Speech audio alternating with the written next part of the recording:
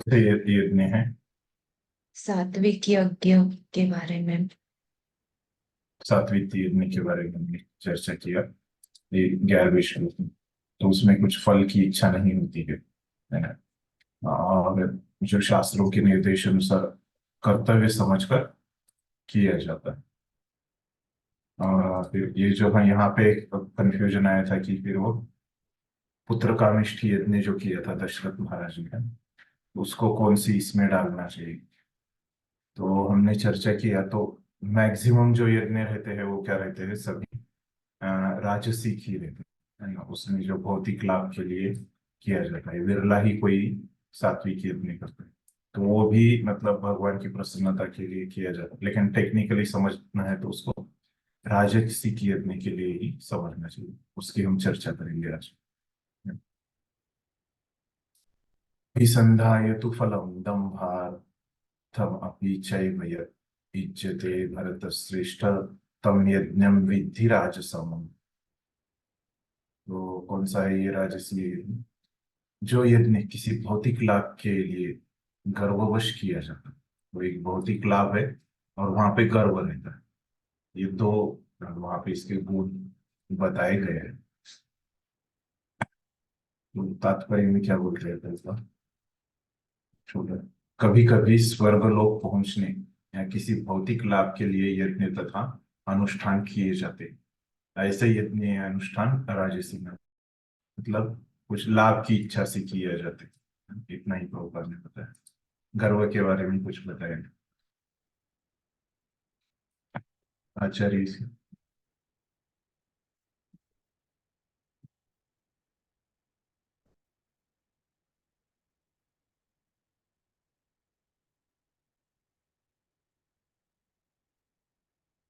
तो प्रभुपाद ने एक लाइन लिखा है, वही बलदेव विद्याभूषण के ने वैसे के वैसा एक ही लाइन लिखा है। और विश्वनाथ चक्रवर्ती ठाकुर ने इसके ऊपर तात्पर्य नहीं लिखा है। तो यही है, स्पष्ट है शब्दों में, इसीलिए कुछ ज्यादा उसमें एक्सप्लेनेशन नहीं किया कि भौतिक लाभ के लिए किया है और गर्व के साथ है।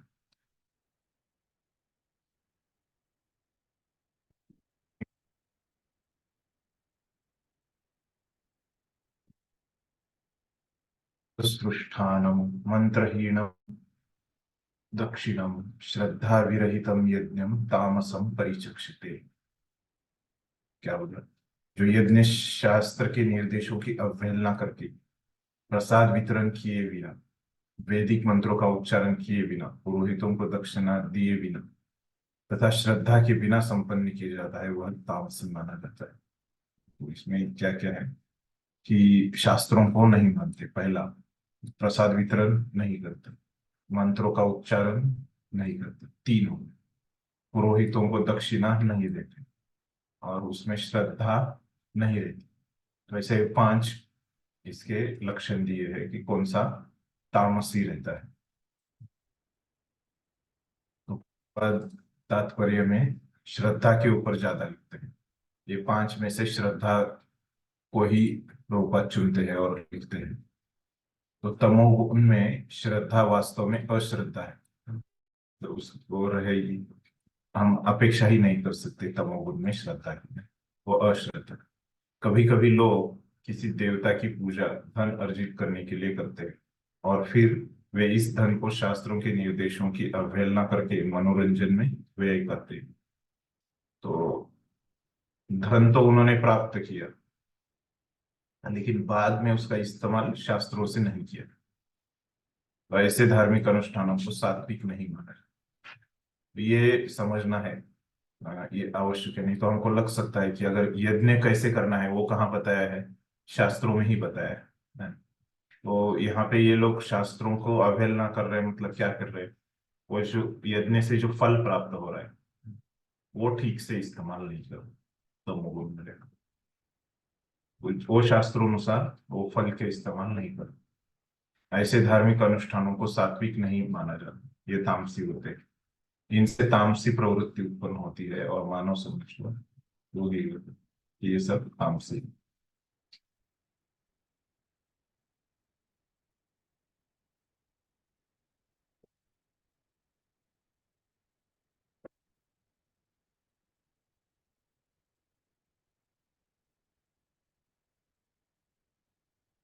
तो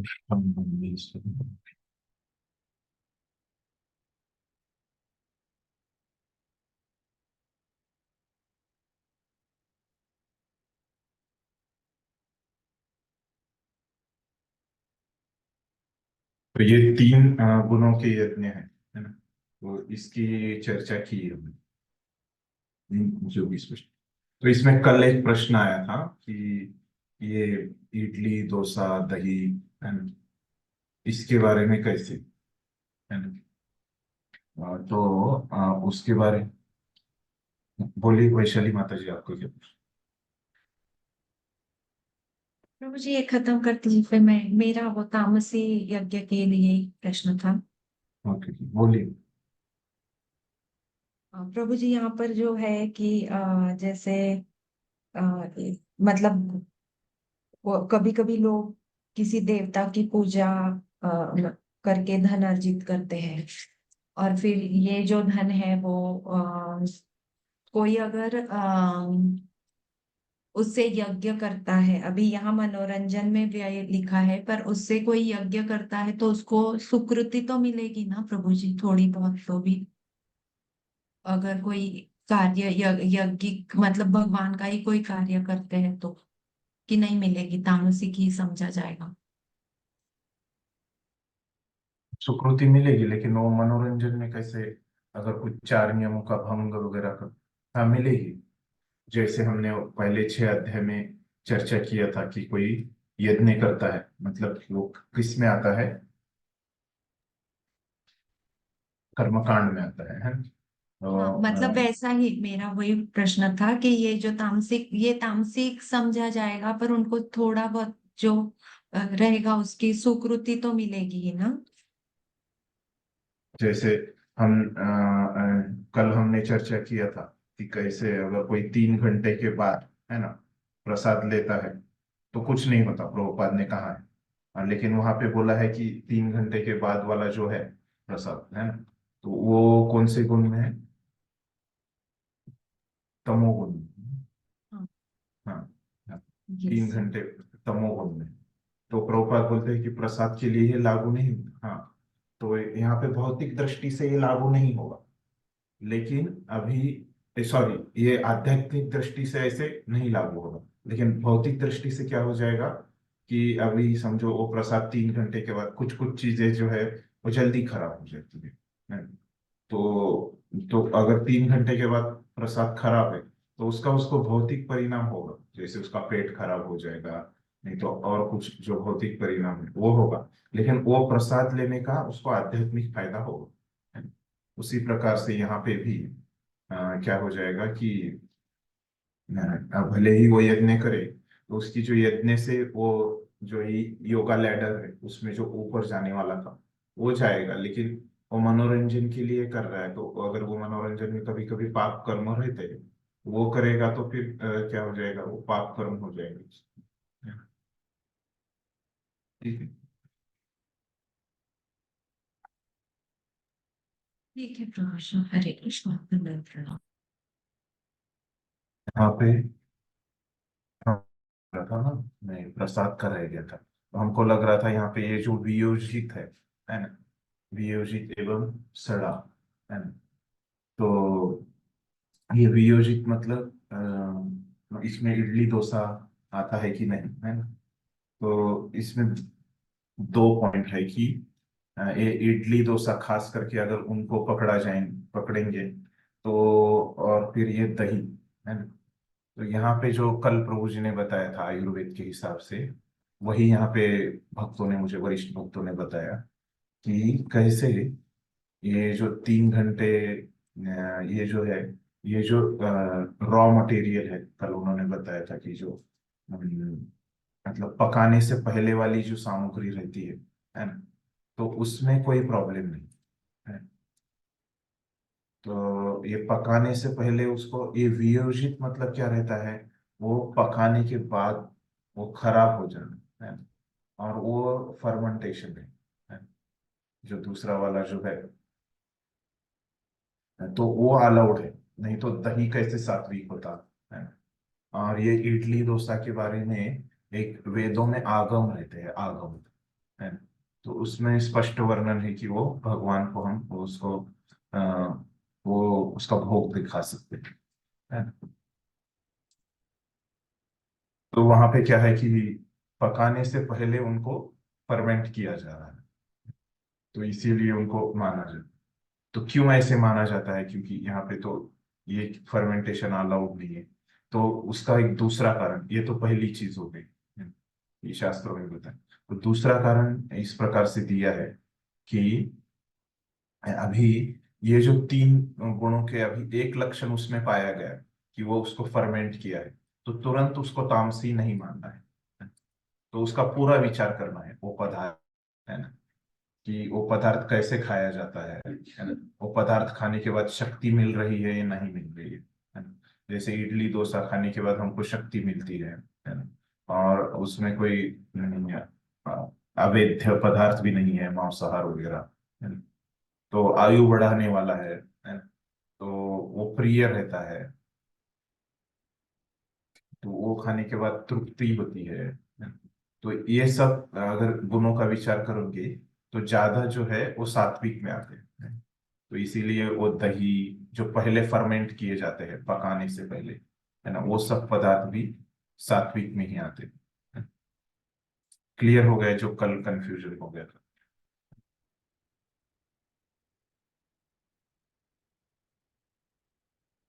फिर अभी हमने देखा कि कैसे भगवान जो बोल रहे, है ना, कि कैसे भोजन, है ना, यज्ञ, ये सब आते हैं। फिर अभी क्या बचा कि तप वचन, है ना, तप और ये अपना दान, है ना, चार चीजें बताने वाले थे।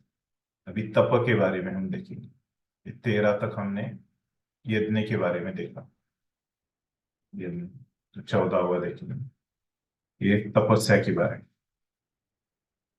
द्वे देव द्विज गुरु प्राज्ञ पूजनम शौचमार्जवम ब्रह्मचर्यम अहिंसाम च शारीरम तप उच्यते। अतः अभी ये तप में अलग अलग तप बताते हैं, शरीर और मन, है, और वाणी, है। तो इनके तप बताते हैं। तो पहले शरीर के तप बता रहे हैं भगवान। तो शरीर का तप क्या है कि परमेश्वर, ब्राह्मणों, गुरु, माता पिता जैसे गुरुजनों की पूजा करना तथा पवित्रता, सरलता, ब्रह्मचर्य और अहिंसा ही शारीरिक तपस्या है। इसके बारे में प्रभुपाद लिखते हैं, छोटा ही हम पढ़ लेते हैं। तो यहाँ पर भगवान तपस्या के भेद बताते हैं। तो वही बता, शरीर की तपस्या है, मनुष्य को चाहिए कि वह ईश्वर या देवो युग ब्राह्मणों तथा वही दोहराया है। जो कृष्ण ने बोला है उसकी कोई लिखा है प्रभुपाद। इन सब का समुचित आदर करना चाहिए, इनको आदर देने को बोला है। तो प्रभुपाद आदर लिख, उसे चाहिए कि आंतरिक तथा बाह्य रूप में अपने को शुद्ध करने का अभ्यास करे और आचरण में सरलता बनना सीखे। तो ये किसके बारे में लिखा, आंतरिक तथा बाह्य, यहाँ पे जो पवित्रता है, तो आंतरिक पवित्रता और बाह्य पवित्रता, है ना, इस पे हमने पहले भी चर्चा की है। तो कैसे है आंतरिक पवित्रता, कैसे आएगी,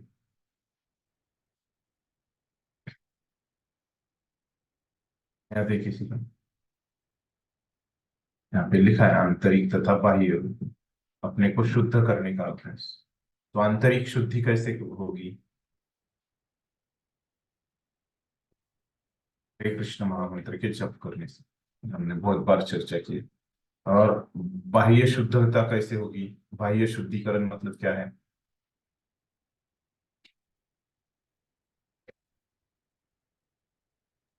स्नान वगैरह। हाँ, स्नान वगैरह, मुंह धोना, है ना, ये सब बाहर की शरीर को जो स्वच्छ करना है ना, ये बाह्य स्वच्छता। तो और आचरण में सरल बनना,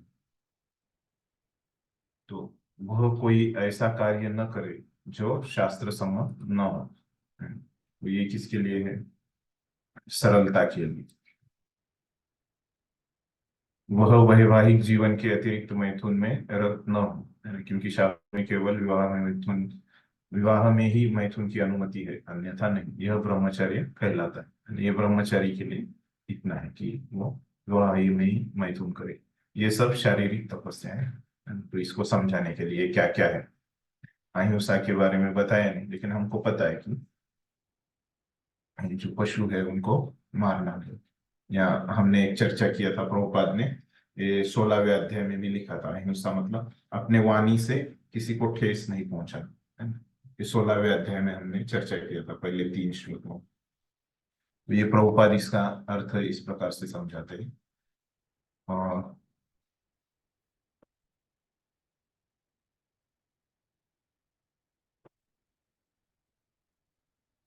इसमें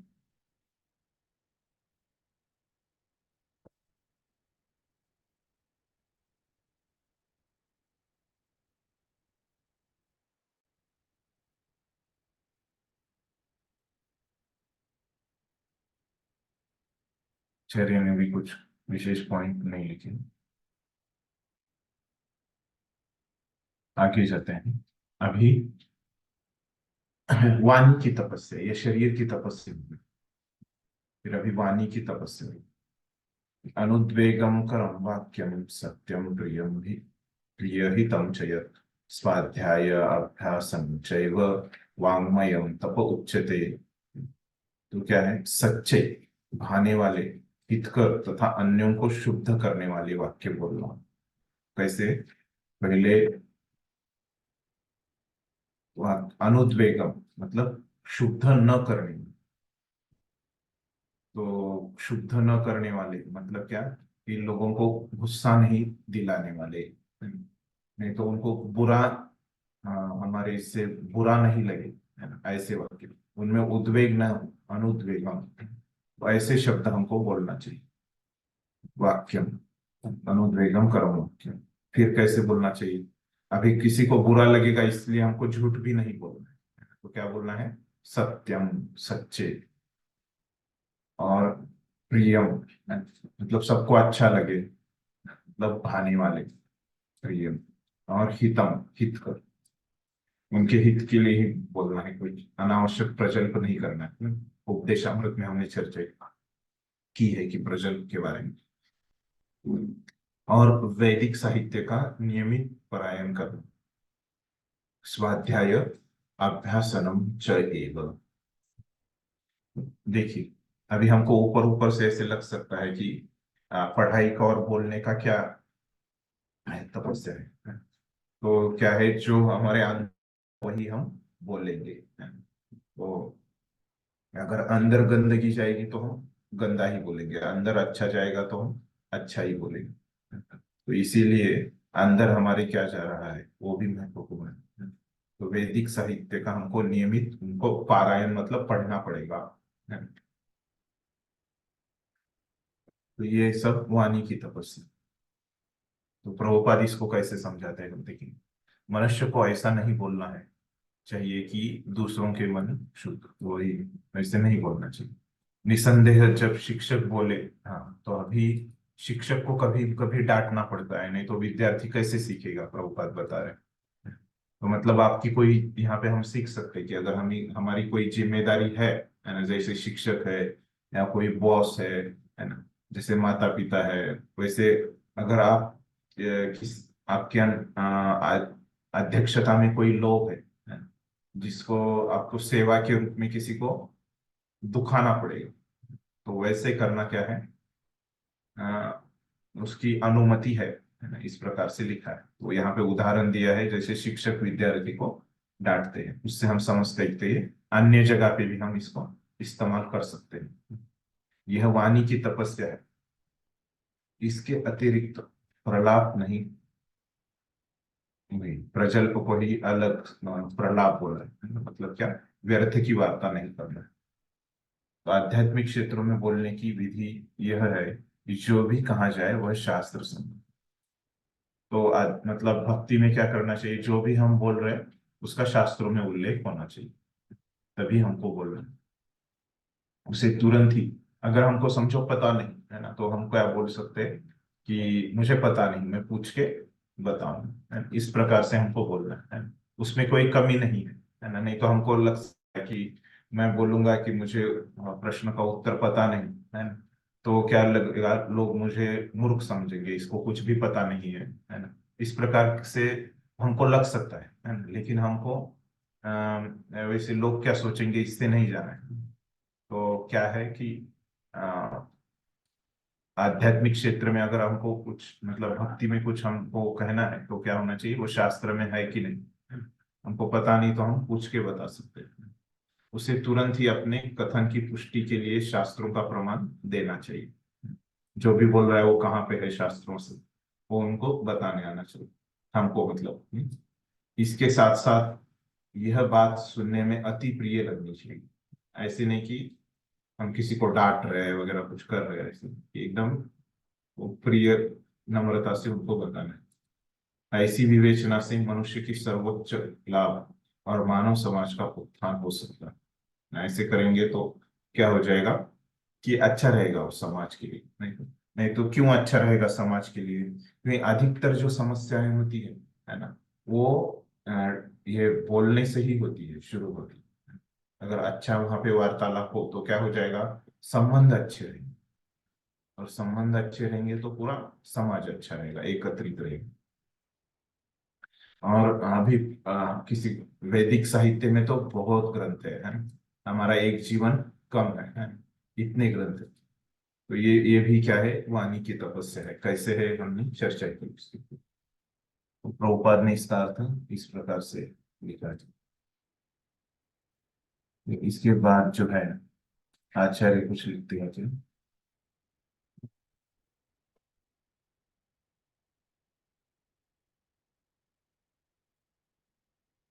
तो इसमें थोड़ा सा विश्वनाथ चक्रवर्ती ठाकुर बोल रहे हैं। ये यहाँ पे जो अनुद्वेगम करण है, तो इसके बारे में विश्वनाथ चक्रवर्ती ठाकुर बोल रहे हैं कि अगर आपके साथ किसी व्यक्ति ने बुरा किया है ना,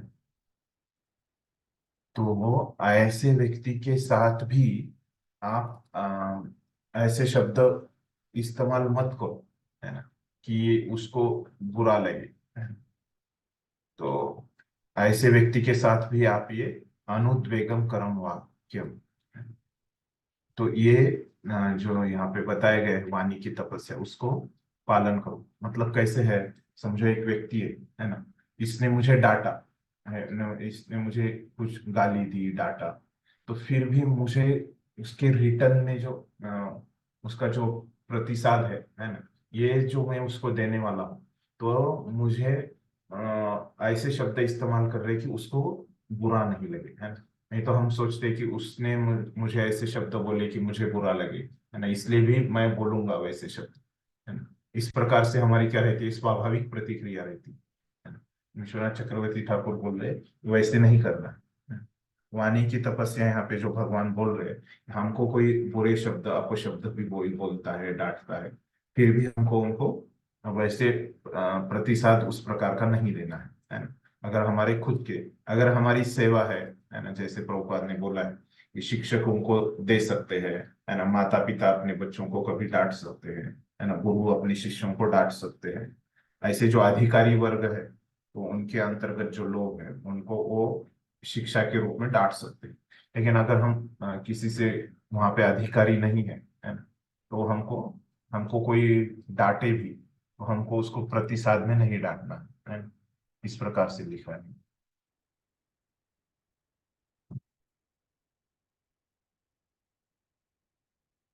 ठीक है। बाकी सब चीजें सेम, तो ये कि इतना नया उन्होंने एक मुद्दा बताया है। तो अभी हमने देखा कि कौन सी तपस्याएं, शरीर की तपस्याएं देखी, फिर अभी वाणी की देखी, अभी तीसरी मन वाली देखेंगे, है ना। तो मन की तपस्या क्या है, मन प्रसाद सौम्यत्वम, मौनम आत्म विनिग्रह, भाव संशुद्धि इत्येत तपो मानस उच्यते। यहाँ पे क्या बोल रहा है, संतोष, सरलता, गंभीरता, आत्मसंयम एवं जीवन की शुद्धि, ये मन की तपस्या है। तो कितने हो गए, पांच हो गए। संतोष, सरलता, गंभीरता, आत्मसंयम और जीवन की शुद्धि। अभी इनके अर्थ समझ लेते हैं, क्या बोलते हैं प्रभुपाद। मन को संयमित बनाने का अर्थ है उसे इंद्रिय तृप्ति से विलग करना, उस इस तरह प्रशिक्षित किया जाना चाहिए जिससे वह सदैव परोपकार के विषय में सोचे। मन के लिए सर्वोत्तम प्रशिक्षण विचारों की श्रेष्ठता है। तो ये आत्म संयम के बारे में बोल, मतलब अपनी इंद्रिया संयमित करना है ना? उसको इंद्रिय तृप्ति में नहीं लगाना। तो उसके उल्टा, अगर इंद्रिय तृप्ति में नहीं नहीं बोलोगे तो क्या हो जाएगा, मुश्किल हो जाएगा। तो उसके लिए क्या करना है हमको, इंद्रिय अगर संयमित करनी है ना, तो पहले हमने चर्चा की थी कि कैसे उसको भगवान की सेवा में लगाना पड़ता है ना। तो अभी और एक प्रभुपाद यहाँ पे उपाय बोल रहे हैं कि कैसे उसको परोपकार में लगाना चाहिए, दूसरों के लिए कुछ अच्छा करने में हमको लगाना चाहिए। और क्या है, मन के लिए जो है जीवन की शुद्धि है ना, इसके बारे में लिख रहे हैं कि सर्वोत्तम प्रशिक्षण विचारों की श्रेष्ठता है। तो विचार भी हमको, हमारी चेतना भी उच्च रखनी चाहिए, विचार भी उच्च रखनी चाहिए। और मनुष्य को कृष्ण भावना मृत से विचलित नहीं होना चाहिए और इंद्रिय भोग से सदैव बचा रहना चाहिए। तो मतलब यही है, जीवन की शुद्धि कैसे प्राप्त होगी, कृष्ण भावनामृत से, विचारों की श्रेष्ठता से। और ये इंद्रिय भोग का, ये आत्म संयम के बारे में, अपने स्वभाव को शुद्ध बनाना, कृष्ण भावना भावी होना है। कृष्ण भावना भावित से ही स्वभाव अपना शुद्ध हो जाए। इंद्रिय भोग के विचारों से मन को अलग रखकर ही मन की तुष्टि प्राप्त की जा सकती है। हम इंद्रिय भोग के बारे में जितना सोचते हैं उतना ही मन अतृप्त होता है। तो जितना हम इंद्रिय भोग के बारे में सोचेंगे तो उतना ही मन अतृप्त रहेगा, इसलिए आत्म संयम जरूरी है। अतः वह सर्वश्रेष्ठ विधि यही यही है कि मन को वैदिक साहित्य की ओर मोड़ा जाए, क्योंकि यह संतोष प्रदान करने वाली कहानियों से भरा है। तो ये संतोष कैसे प्राप्त होगा हमको, तो ये हम जब वैदिक साहित्य पढ़ेंगे हैं, जो हमारी वाणी की तपस्या में भी हमको बताया गया था, वो करने से ही हमको जीवन में संतोष प्राप्त हो सकता है ना, शास्त्र पढ़ने से। इस प्रकार से लिख रहे हैं लोग, कोई भी इस ज्ञान का लाभ उठाकर शुद्ध हो सकता है। मन को छल कपट से मुक्त होना चाहिए और मनुष्य को सबके कल्याण के विषय में सोचना चाहिए। ये कैसे बाहर आ सकते हैं, है ना, पहले ही वही वही चीजें प्रभुपाद फिर से बता रहे हैं। सबके कल्याण मतलब वही परोपकार है। तो ये मन को कुछ पॉजिटिव हमको एंगेजमेंट देनी पड़ेगी, है ना? तभी वो क्या हो जाएगा, इंद्रिय भोग से, छल कपट से, है ना, और ये मन बाहर आ जाए। तो वो पॉजिटिव एंगेजमेंट, एक सकारात्मक कार्य क्या है, कि सबके कल्याण में उसको लगा दीजिए। मौन गंभीरता का अर्थ है कि मनुष्य निरंतर आत्म साक्षात्कार के विषय में सोचता रहे, है ना? तो यहाँ पे जो बोला है कि मन प्रसाद सौम्यत्व मौनम, और मौन मतलब ऐसे चुपचाप नहीं बैठना है, तो उसको भी वहां पे एक सकारात्मक कार्य देना है कि क्या, मन को हमेशा आत्म साक्षात्कार या कृष्ण भावनामृत के बारे में सोचना है। तो मन निग्रह का अर्थ क्या है, अभी बता रहे हैं कि मन को इंद्रिय भोग से दूर रख के, है ना, अपने निष्कपट व्यवहार करना चाहिए, अपने जीवन को शुद्ध बनाना चाहिए। ठीक। तो इस प्रकार से ये सब शब्दों का अर्थ प्रभुपाद ने बताया है। आचार्य कुछ लिखते नहीं।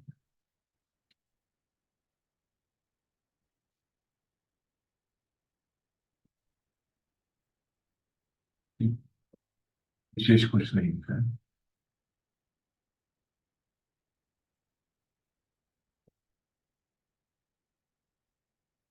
ये हमारे यहाँ पे तीन तपस्याएं हो गई, है ना, शरीर, वाणी और मन की। तो अभी ये गुणों के बारे में बता रहे हैं कि सात्विक है, फिर राजसिक और तामसिक तपस्या क्या होती है। तो यहाँ पे पहला जो है 17वां में सात्विक तपस्या बता रहे हैं। तो भौतिक लाभ की इच्छा न करने वाले तथा केवल परमेश्वर में प्रवृत्त मनुष्य द्वारा दिव्य श्रद्धा से संपन्न, यह तीन प्रकार की तपस्या सात्विक तपस्या कहलाती है। तो तीन गुण है इसमें। तो उसमें भौतिक लाभ की इच्छा नहीं होने वाली होनी चाहिए, केवल परमेश्वर में प्रवृत्त, परमेश्वर के प्राप्ति के लिए होनी चाहिए, और उसमें श्रद्धा होनी चाहिए। तो ये तीन, उसमें दिव्य श्रद्धा होनी चाहिए, परमेश्वर में श्रद्धा होनी चाहिए। ये अगर रहेगा तो क्या हो जाएगा, ये तपस्या हम करेंगे और हमको भौतिक इच्छा कुछ नहीं है ना, केवल भगवान के लिए हम करना होना चाहिए, और श्रद्धा उसमें होनी चाहिए। अगर ऐसे रहेगा तो ये सात्विक तपस्या है। तो एकदम ये आसान चीजें हैं, है ना, तो इसीलिए प्रभुपाद ने भी छोटे छोटे तात्पर्य लिखे हैं।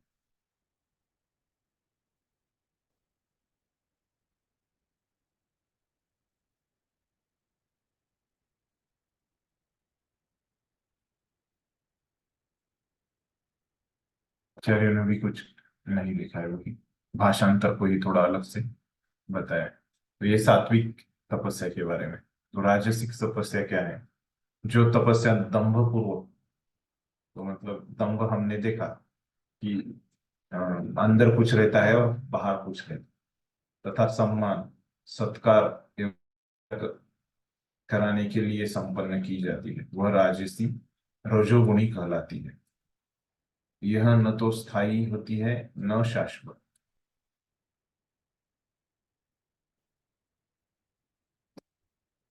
उसके लक्षण क्या है, दंभ पूर्वक पहला है, और सम्मान और सत्कार की पूजा है, वो चाहिए,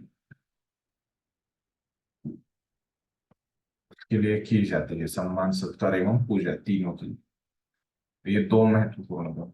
और फिर और क्या होता है, ये जो तपस्या है इसका कुछ लाभ नहीं मिलता है ना, ये वो स्थायी नहीं, स्थायी है, स्थायी नहीं है ना?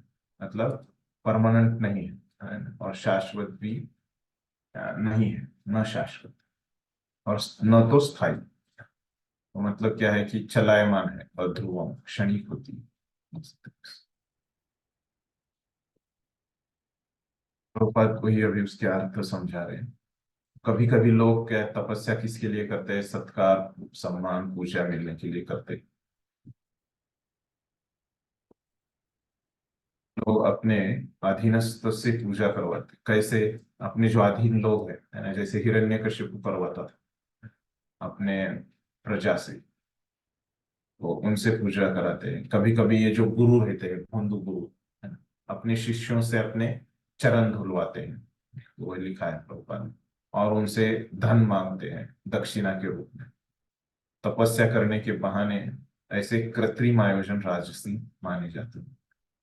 वैसे वो क्या करते हैं, कृत्रिमता से ऐसे करते हैं, वो योग्य नहीं है, फिर इनके फल क्षणिक होते हैं। तो इनसे जो लाभ मिलने वाला है वो क्या है, क्षणिक, थोड़ा समय उनको आदर मिलता है, वे कुछ समय तक ही रहते हैं, और वो स्थायी भी नहीं, उसका परिणाम भी क्या होता है, क्षणिक रहता है। ये इसमें बताया है अपन।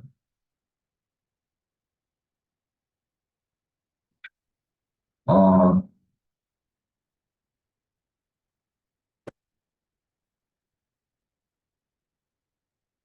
ये है राजसिक तपस्या। तो अभी तामसिक तपस्या के बारे में देखते हैं।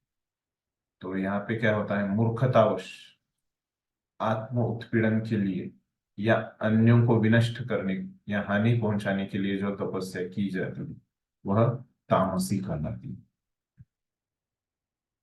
तो यहाँ पे जो तपस्या वो कर रहा है कि दूसरों को पीड़ा देने के लिए, है ना, अन्य को विनिष्ट, दूसरों को नाश करने के लिए, और खुद को भी वो आत्म उत्पीड़न भी करते हैं, और दूसरों को भी परेशान करते हैं, मूर्ख रहते हैं इसीलिए खुद को भी वो ये करते हैं। तो इसका अर्थ क्या है, मूर्खतापूर्ण तपस्या के ऐसे अनेक दृष्टांत है, जैसे कि हिरण्यकशिपु जैसे असुरों ने अमर बनने तथा देवताओं का वध करने के लिए कठिन तप की, है ना। तो हिरण्यकशिपु की जो तपस्या है उसको क्या बोला गया है, ये तामसिक, क्योंकि वो क्या है कि देवताओं का बदला लेने के लिए, क्योंकि जो भाई की हत्या हो गई थी उसका बदला, हिरण्यक्ष, उसका बदला लेने के लिए है, उन्होंने क्या किया था, देवताओं का वध करने के लिए वो तपस्या की थी, दूसरों को पीड़ा देने की भाव से।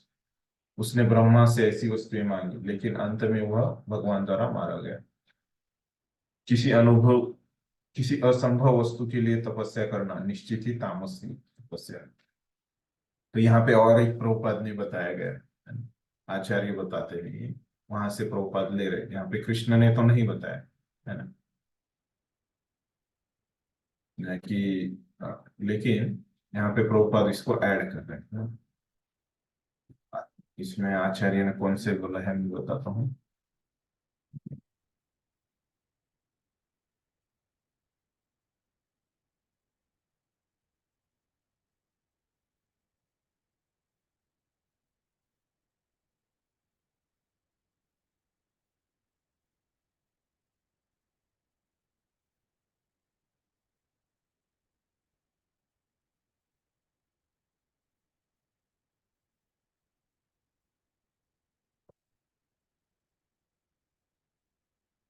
तो इसके बारे में ये लिखा है, वंदे विद्याभूषण।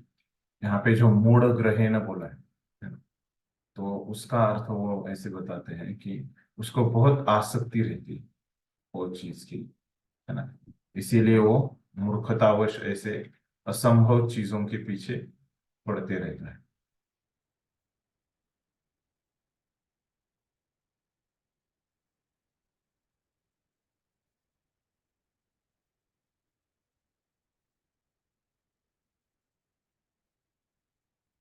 ये जो अलग है वो प्रभुपाद ने यहाँ पे लिखा है उनके प्रावधान। तो यहाँ पे ये तपस्या के बारे में हो गया। तो अभी आगे जो है तीन प्रकार के दान के बारे में बता रहे हैं कृष्ण अर्जुन, जो तीन गुणों में आता है।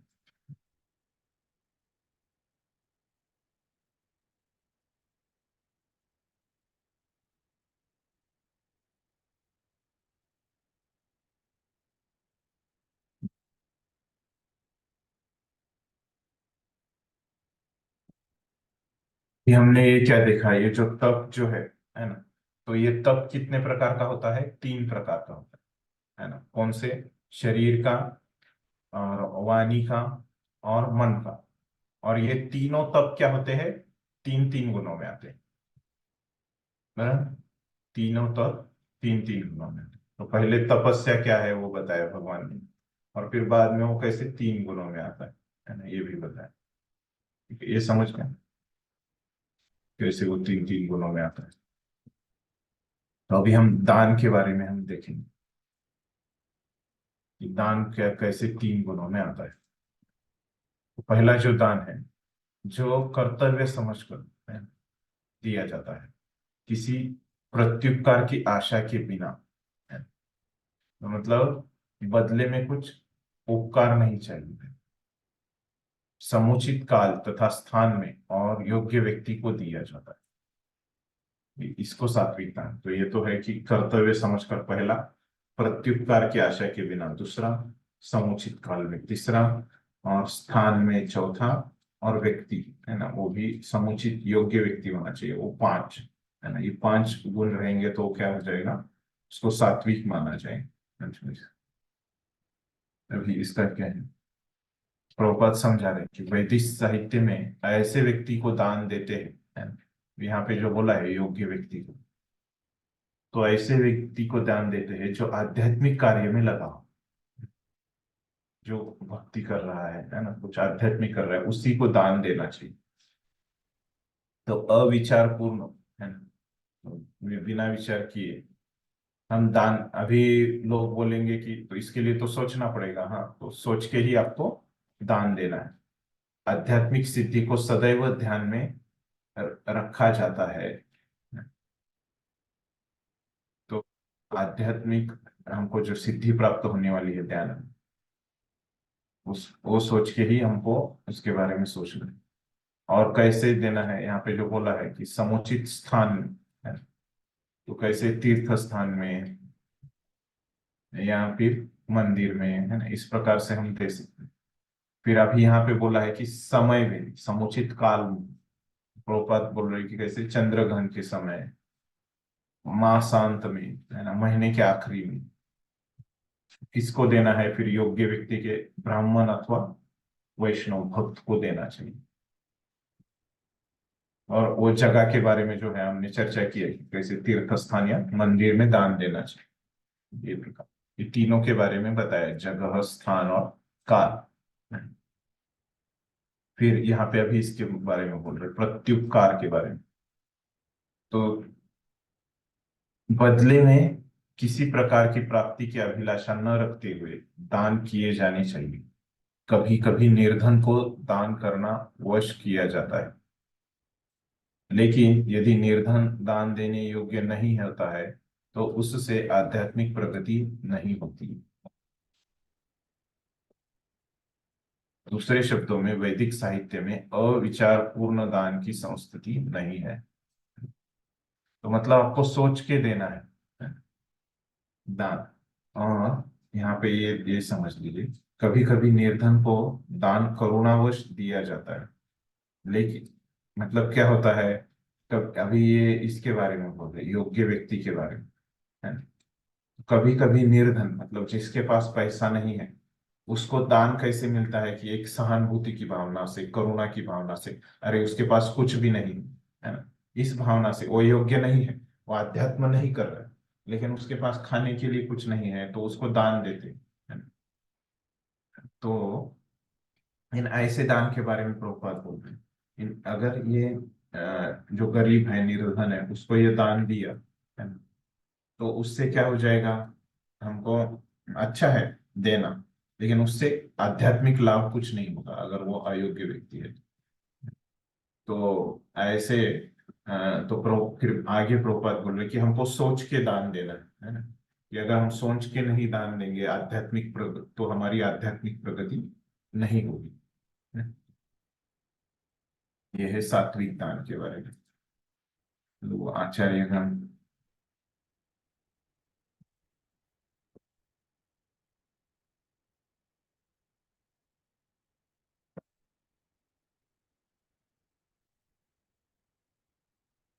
यहाँ पे जो बोला है कि योग्य व्यक्ति को दान देना है, तो प्रभुपाद ने उसको एकदम सरल भाषा में बताया कि कैसे वो व्यक्ति क्या होना चाहिए, आध्यात्मिक यहाँ पे वो वैष्णव तथा भक्त होना चाहिए है ना। एकदम सरलता से प्रभुपाद ने बताया। तो उसमें और थोड़ा गहराई में बताते हैं बल्ले विद्याभूषण। तो वो बताते हैं कि जो व्यक्ति है, वो जो भक्त और ब्राह्मण है, वो क्या करना चाहिए, उन्होंने उनके ज्ञान और तपस्या से वो अगर मदद करता है ज्ञानी लोगों को, अगर वो कर सकता है तो ही उसने स्वीकार करना चाहिए। अभी वो स्वीकार करने के बारे में बता रहे हैं। तो अगर कोई भक्त है ना, और उसको वो दान मिल रहा है ना, तो उसने क्या सोचना चाहिए, वो दान लेने से पहले, जिनसे मैं दान ले रहा हूँ उनको मैं कुछ आध्यात्मिक उनके लिए कर सकता हूँ क्या, है ना? और आध्यात्मिक कार्यों में उनके लिए कर सकता हूँ क्या, उनके लिए कुछ तपस्या कर सकता हूँ क्या। ऐसे अगर वो कर सकता है तो ही उसने दान स्वीकार करना चाहिए। इस प्रकार से स्वीकार करने के बारे में भी उन्होंने बताया है, किसने दान स्वीकार करना चाहिए। तो ये हो गया कि सात्विक दान देने की विधि। अभी राजसिक के बारे में क्या है वो हम देखते हैं। किंतु जो दान प्रत्युपकार की भावना से या कर्म की फल की इच्छा से या अनिच्छा पूर्वक किया जाता है, यहाँ पे तीन चीजें बताई गई है ना। कौन सी तीन चीजें हैं, वो एक यहाँ पे तो उसको बदले में कुछ चाहिए, प्रत्युपकार चाहिए है ना। और फिर दूसरा कर्मफल की इच्छा से, है ना, मतलब वही दूसरा है कि उसको कुछ तो फल चाहिए, कुछ कार्य करते हैं तो कुछ कर्मफल उसको चाहिए है ना? कुछ उसको उसके बदले में कुछ चाहिए है ना, वही है। और अनिच्छा पूर्वक किया जाता है, तो जबरदस्ती वो कर रहा है, उसके गुरु उसको बोल रहे हैं है ना, नहीं तो हाँ हाँ उसके काउंसलर उसको बोल रहे हैं है ना, उसके सीनियर भक्त उसके लिए वो दान देता है जबरदस्ती है। तो ये दो यहाँ पे है गुण। तो ऐसे अगर कोई करता है तो क्या है कि खुद की इच्छा से नहीं देता, अनिच्छा पूर्वक, तो उसको रजोगुणी दान कहा जाता है। तो प्रभुपाद बोल रहे हैं कि किस प्रकार की इच्छा हो सकती है बदले में, कर्म फल की इच्छा बोला है यहाँ पे है। तो कभी कभी कोई व्यक्ति स्वर्ग में जाने के लिए दान देते हैं, अत्यंत कष्ट तथा कभी इस पश्चाताप के साथ कि मैंने इतना व्यय इस तरह क्यों किया। कभी कभी अपने वरिष्ठ जनों के दबाव में, है ना, प्रभुपाद ने क्लियरली लिख दी है, कि कोई पश्चाताप से करता है, कोई किस गुस्से में दान देता है पश्चाताप से, वरिष्ठ जनों के दबाव में आकर। वैसे अगर कोई करता है तो वही जो श्लोक का अर्थ है वो पहले यहाँ पे प्रभुपाद ने समझाया। ऐसे अनेक दातव्य न्यास है जो उन संस्थाओं को दान देते हैं जहां इंद्रिय भोग का बाजार गर्म होता है। तो ऐसी संस्था में दान देना कि जहाँ पे इंद्रिय भोग हो रहा है। तो ये भी क्या है, ये ऐसे वैदिक साहित्य में अनुमति नहीं है। वो प्रभुपाद यहाँ पे एक्स्ट्रा उनका यहाँ पे अर्थ बता रहे हैं कि अगर कोई इंद्रिय भोग करने वाले व्यक्ति को दान देता है तो उसके हमको कुछ फायदा नहीं होगा, आध्यात्मिक फायदा, और उल्टा हमको कर्म लगते हैं उसके, कि हमारे पैसे से कोई इंद्रिय तृप्ति करता है तो हमको ही कर्म लगते हैं। तो इसीलिए भक्त लोग क्या करते हैं, जो लोग ऐसे नशा वगैरह करते हैं, जो भिखारी लोग हैं, तो उनको पैसे देने की जगह भक्त लोग क्या करते हैं, प्रसाद ही दे देते हैं, है ना? नहीं तो क्या हो जाएगा, वो पैसे को नशा पान में लगाएगा तो हमको ही उसके कर्म लगते हैं। ये तो शास्त्रों में सात्विक दान को कहा गया है, तो समझाया प्रभुपाद ने।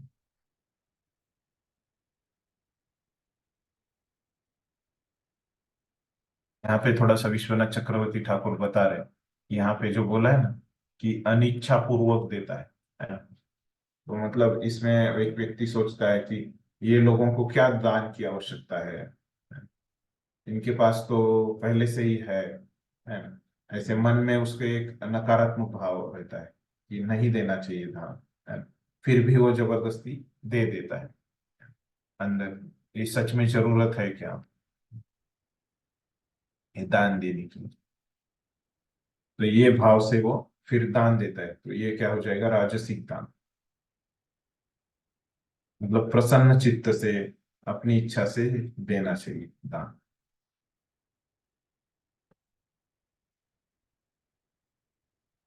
आपने बताया कि कभी कभी वरिष्ठ लोग बोल रहे हैं तो उनके दबाव में दान देते हैं, तो वो क्या हो जाएगा, वो भी राजसिक दान हो जाएगा। ये सब राजसिक दान।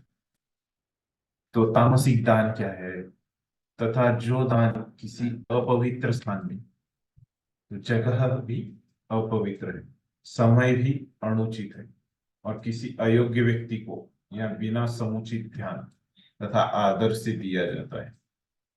प्रभुपाद ने यहाँ पे बताया था कि अयोग्य व्यक्ति कौन है, जो इंद्रिय भोग का वहां पे इंद्रिय भोग करते हैं, ऐसे व्यक्ति को अगर आप दान लोगे तो वो क्या हो जाएगा, तामसिक दान हो जाएगा। बिना समुचित ध्यान तथा आदर से दिया जाता है, वह तामसी कर्म है। तो जगह भी अपवित्र है ना? समय भी उचित नहीं है ना? व्यक्ति भी उचित नहीं, योग्य नहीं। तो ये तीनों तीनों है उसमें। और बिना समुचित तथा आदर से, मतलब योग्य व्यक्ति को दे रहे लेकिन ध्यान पूर्वक नहीं दे रहे, योग्य ध्यान से नहीं दे रहे, और योग्य आदर से, है ना, जिसको हम दान दे रहे उसको आदर नहीं दे रहे, तो क्या हो जाएगा, वो तामसी दान हो जाएगा। भले ही वो व्यक्ति योग्य हो, वो जगह योग्य हो, वो स्थान योग्य हो, लेकिन अगर हम आदर नहीं देते तो क्या हो जाएगा, वो तामसी हो जाएगा, है ना? अगर हम ध्यान पूर्वक नहीं देते तो भी वो तामसी हो जाएगा। प्रभुपाद क्या बता रहे इसके बारे में, यहाँ पर मद्यपान तथा द्यूत क्रीड़ा में व्यसनी के लिए दान देने को प्रोत्साहन नहीं किया गया है। ऐसा दान तामसी है, ऐसा दान लाभदायक नहीं होता, वरन इससे पापी पुरुषों को प्रोत्साहन मिलता है। इस प्रकार यदि बिना सम्मान तथा ध्यान दिए किसी उपयुक्त व्यक्ति को, मतलब उपयुक्त मतलब योग्य व्यक्ति को दान किया जाए तो वह भी तामसी है।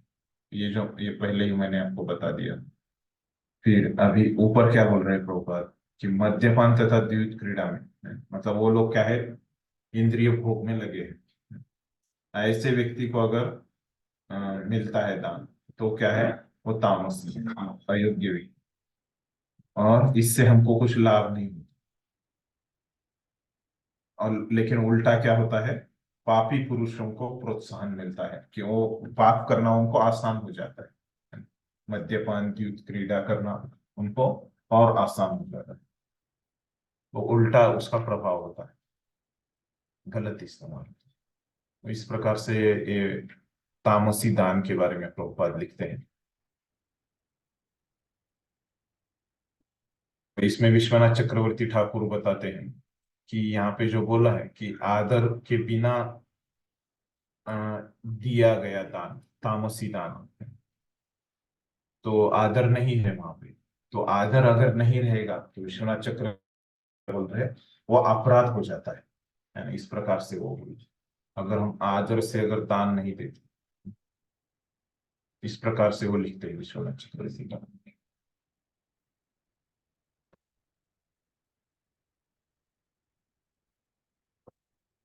और कभी कभी क्या करते हैं, जिनको दान देते हैं, है ना, तो उनको जो शब्द है ना, वो भी अच्छे इस्तेमाल नहीं करते, है ना। ये जैसे दान तो देते हैं और फिर बाद में बोलेंगे ये दिन भर क्या करते हैं, है ना, बैठ के तो रहते हैं, काम क्यों नहीं करते, है ना। इस प्रकार के ऐसे अगर शब्द बोलेंगे तो क्या हो जाएगा, वो भी तामसी दान हो जाएगा। इस प्रकार से भी आचार्य बोलते हैं। तो ये दो विशेष बातें उन्होंने यहाँ पे बताई गई ताम तामसी दान के बारे में।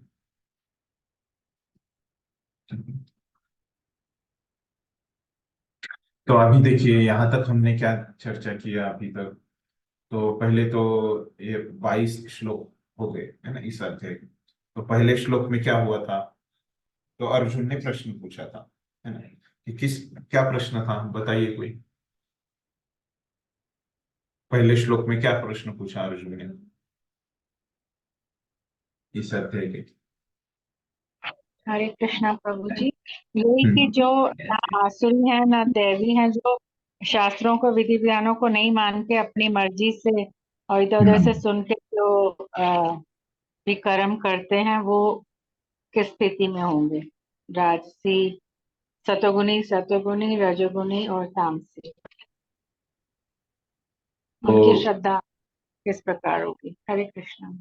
हाँ, धन्यवाद मित्र जी। तो क्यों लेकिन अर्जुन को ऐसे प्रश्न आया, जैसे 16वें अध्याय में बताया कृष्ण ने, है ना, कि ये दैवी व असुरी गुणों के बारे में। और फिर ये बताने के बाद अर्जुन को लगता है कि दैवी लोग तो शास्त्रों का पालन करते हैं, असुरी लोग शास्त्रों का पालन नहीं करते, है ना। तो ऐसे लोग जो शास्त्रों का पालन अपने मन से करते हैं, तो वो किस गुण में आते हैं, है ना? हाँ, तो क्योंकि अर्जुन को तो गुणों के बारे में पता है, तो अर्जुन पूछता है उसके 14वें अध्याय में उन्होंने सुना है अर्जुन। तो इसीलिए वो ऐसे प्रश्न पूछता है। तो फिर कृष्णा बोलते हैं कि अ, उनके श्रद्धा के अनुसार आते हैं। फिर श्रद्धा कैसे आती है, उनके गुणों के अनुसार आती है। हाँ। तो ये पहले 2-3 श्लोकों में ये कवर करते हैं।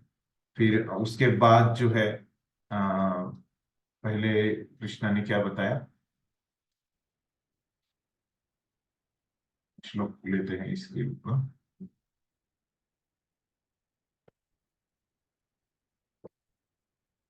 हाँ, तो उसके कैसे श्रद्धा 7 श्लोकों तक इसी के बारे में बताते हैं।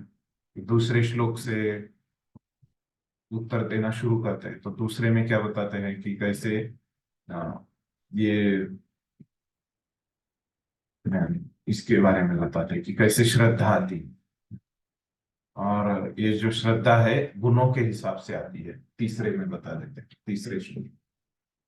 चौथे श्लोक में बताते हैं कि कैसे ये अलग अलग श्रद्धा वाले लोग किस किस की पूजा करते हैं। देवताओं की करते हैं, असुरों की करते हैं, भूत प्रेतों की करते हैं, चौथे में बता देते हैं। फिर ये 5वें और छठे में क्या बता देते हैं, ये आसुरी लोगों के बारे में बताते हैं। क्यों इस प्रकार से आसुरी लोगों के बारे में बीच में बता देते हैं भगवान। ये पहले दूसरे तीसरे चौथे में बताया कि कैसे वो लोग शास्त्रों को नहीं मानते, वो 3 गुणों में रहते हैं। लेकिन वो कैसे रहते हैं, उनके आलस्य की वजह से रहते हैं। इस प्रकार से वो आलस्य की वजह से शास्त्रों को जीवन में उतार नहीं पाते। इन्हें पांचवे और छठे जो है ना, वो क्या करते हैं, वो अपने मन से ही, है ना, वो शास्त्रों का पालन करना छोड़ देते हैं, है ना, मतलब एक गुस्से की तरह। फिर सातवें श्लोक में क्या बताते हैं कि मैं अभी ये जो तीन गुण है ना, उसमें भोजन, है ना, और फिर यज्ञ, और फिर तप, और दान के बारे में बताऊंगा, चार चीजों के बारे में। तो फिर 8 से 10 सातवें में बताते हैं ऐसे कि मैं चार चीजों के बारे में बताता हूँ। फिर 8वें श्लोक से उन्होंने बताना शुरू किया। तो 8वें श्लोक में, 9वें श्लोक में, 10वें श्लोक में हमने क्या देखा कि तीन प्रकार का भोजन, सात्विक, राजसिक और तामसिक। ये 10 श्लोक हो गए हमारे।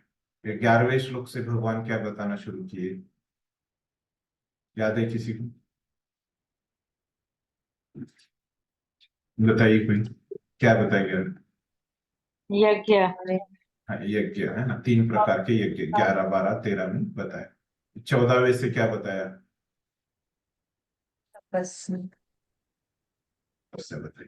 तो पहले तो बताया कि तीन श्लोकों में कैसे तीन प्रकार की तपस्या होती है। तो तपस्या क्या होती है? शरीर, वाणी और मन। इसके मन की, है ना? ये तीन प्रकार की तपस्या पहले तीन श्लोकों में। फिर ये तपस्याएं कैसे तीन गुणों में आती है ना? तो सत्व, रज और तम। तो ऐसे इनके 6 श्लोक हो गए, है ना, 19 तक आ गए। तो फिर 20 में क्या बताया, जो बचा हुआ था, हाँ, दान, उसके बारे में बताया, जो चार में से। तो तीन प्रकार का दान बताया, सत्व, रजो और तमो। तो ऐसे ही 22 श्लोक हो गए। तो अभी प्रभु जी, कैसे है? हाँ, प्रभु जी, बोलिए। ये 15वां श्लोक है, जरा एक्सप्लेन करेंगे सर? 15वां श्लोक ठीक है। प्लीज।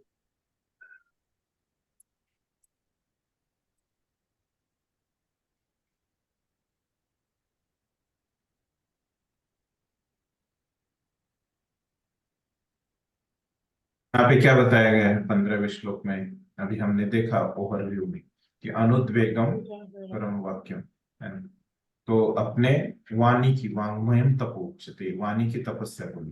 तो क्या क्या है कि वाणी को सच बोलना चाहिए, दूसरों को अच्छा लगे, ऐसे बहाने वाला, है ना, वो दूसरे का हित का हो, है ना, और दूसरों को उससे गुस्सा नहीं आए या बुरा नहीं लगे, है ना। ये हो गए चार गुण। और फिर अभी हम किस प्रकार से बोलते हैं, हम किसी को कुछ बोलते हैं, तो जो हम बोलते हैं वो पहले हमने सुना हुआ होता है ना, तो तभी तो हम दोहराते हैं। तो जिस प्रकार के हमारे अंदर आता है उसी प्रकार का हम बाहर देते हैं, है ना। तो इसीलिए हमारे जो अंदर है अच्छा चेतना जाने के लिए हमको वैदिक साहित्य भी पढ़ना चाहिए, है ना। तो ये 5 प्रकार की तपस्या बताते हैं। और इतना पर्याप्त है प्रोजेक्ट अर्थ या तात्पर्य से बताना? ओके ओके, हरे कृष्णा। ठीक। तो इस प्रकार से अभी हमने देखा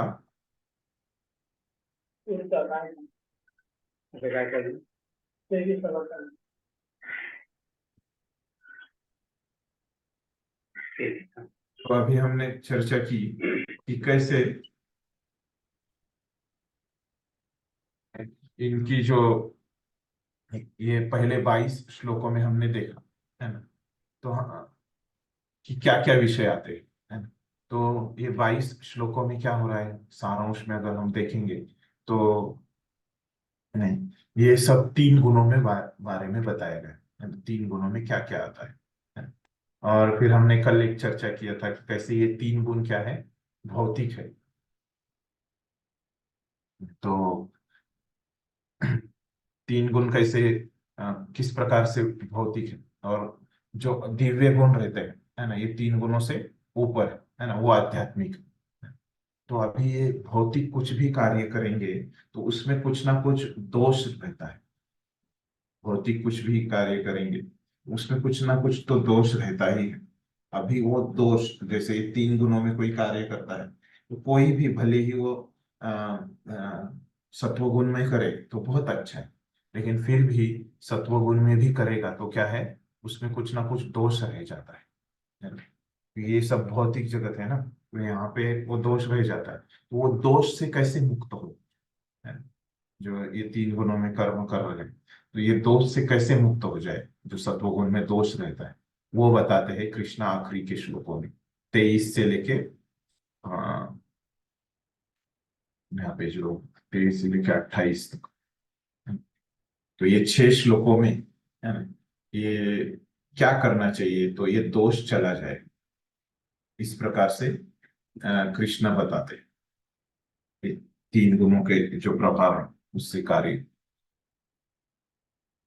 ये समझ में आया कि अंतिम श्लोकों में क्या चल रहा है।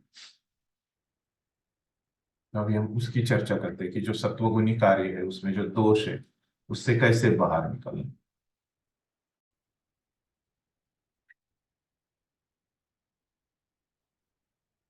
कृष्णा उसके ऊपर क्या उपाय, 23वें श्लोक से शुरू हो रहे हैं।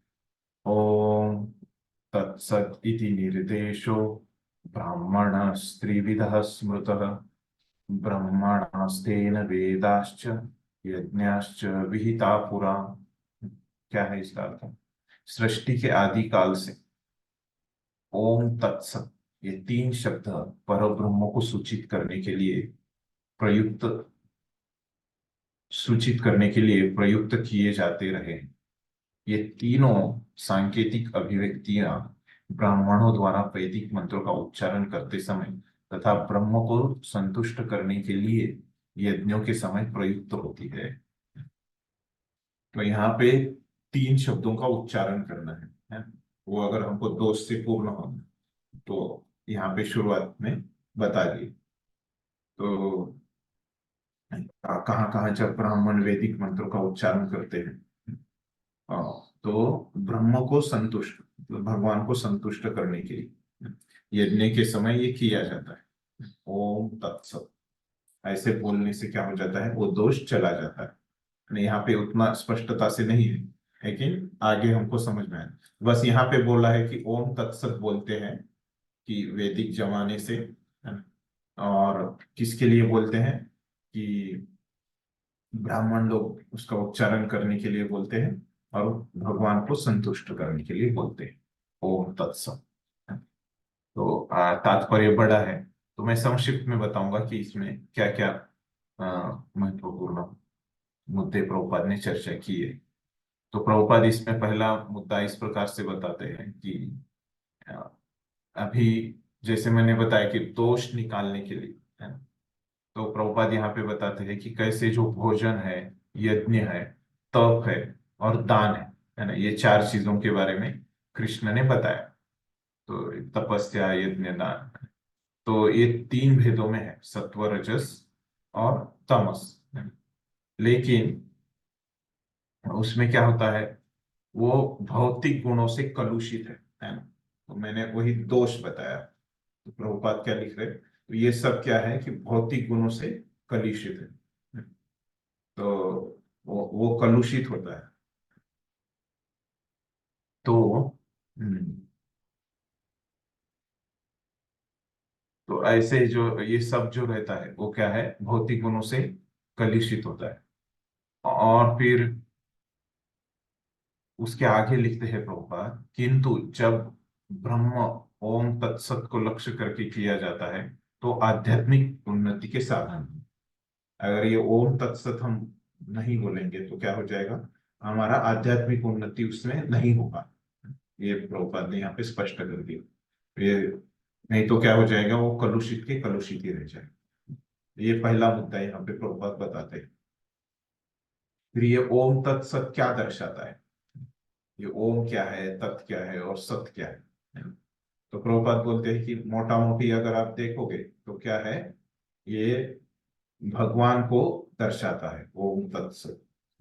ये तीन शब्द विशेष रूप में परम सत्य भगवान को सूचक है।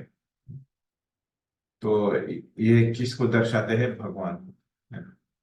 और वेदों में हम देखते हैं कि ओम तो हमेशा रहता है, इस प्रकार से प्रभुपाद बताते हैं। ये दो पॉइंट यहाँ पे बताया प्रभुपाद। फिर अगले परिच्छेद में बताते हैं कि अगर कोई शास्त्रों के विरुद्ध कार्य करता है तो क्या होता है, उसका उत्तर बताते हैं, है ना। शास्त्रों के विधानों के अनुसार कर्म नहीं कर तो क्या बोल रहे हैं, आसान है, तो उनको भगवान नहीं मिलते। शास्त्रों का कोई पालन नहीं करता तो उसको भगवान की प्राप्ति नहीं होती, भगवान उसको मिलते नहीं। भले ही उसे क्षणिक फल उसको कुछ मिल जाएगा, है ना। जैसे अभी लोगों बिना शास्त्र का ये करके क्या करते हैं, पैसे कमाते हैं, पैसे से उनको कुछ फल प्राप्त होता है, उनका कुछ क्षणिक अच्छा हो सकता है, लेकिन क्या हो जाएगा फिर अगले जन्म में उनको समस्या आ जाएगी। लेकिन चरम गति यहाँ पे क्लियर कर दिया लोग, परम लक्ष्य उनको नहीं मिलेगा।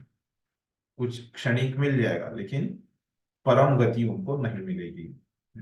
तो फिर निष्कर्ष क्या है, वैसे अगर है तो निष्कर्ष क्या निकालते हैं, तो एक तात्पर्य जिसको प्रभुपाद ने तात्पर्य बोले, तो तात्पर्य क्या बोल रहे प्रभुपाद कि दान यज्ञ तो सतोगुण में सब करना चाहिए, रजोगुण में करेंगे तो क्या होती है, वो उसके नीचे वाला हो जाता है।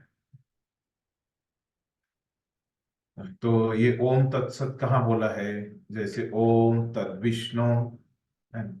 तो यहाँ पे उसका उच्चारण आता है वेदों में, प्रभुपाद बता रहे।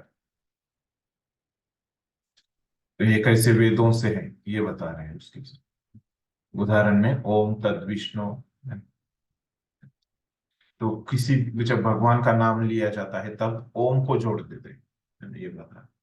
तो यह वैदिक साहित्य का सूचक है। तो ओम इत्ते ब्रह्मणो नेदिष्ठम नाम, तो ये ऋग्वेद में बताया गया।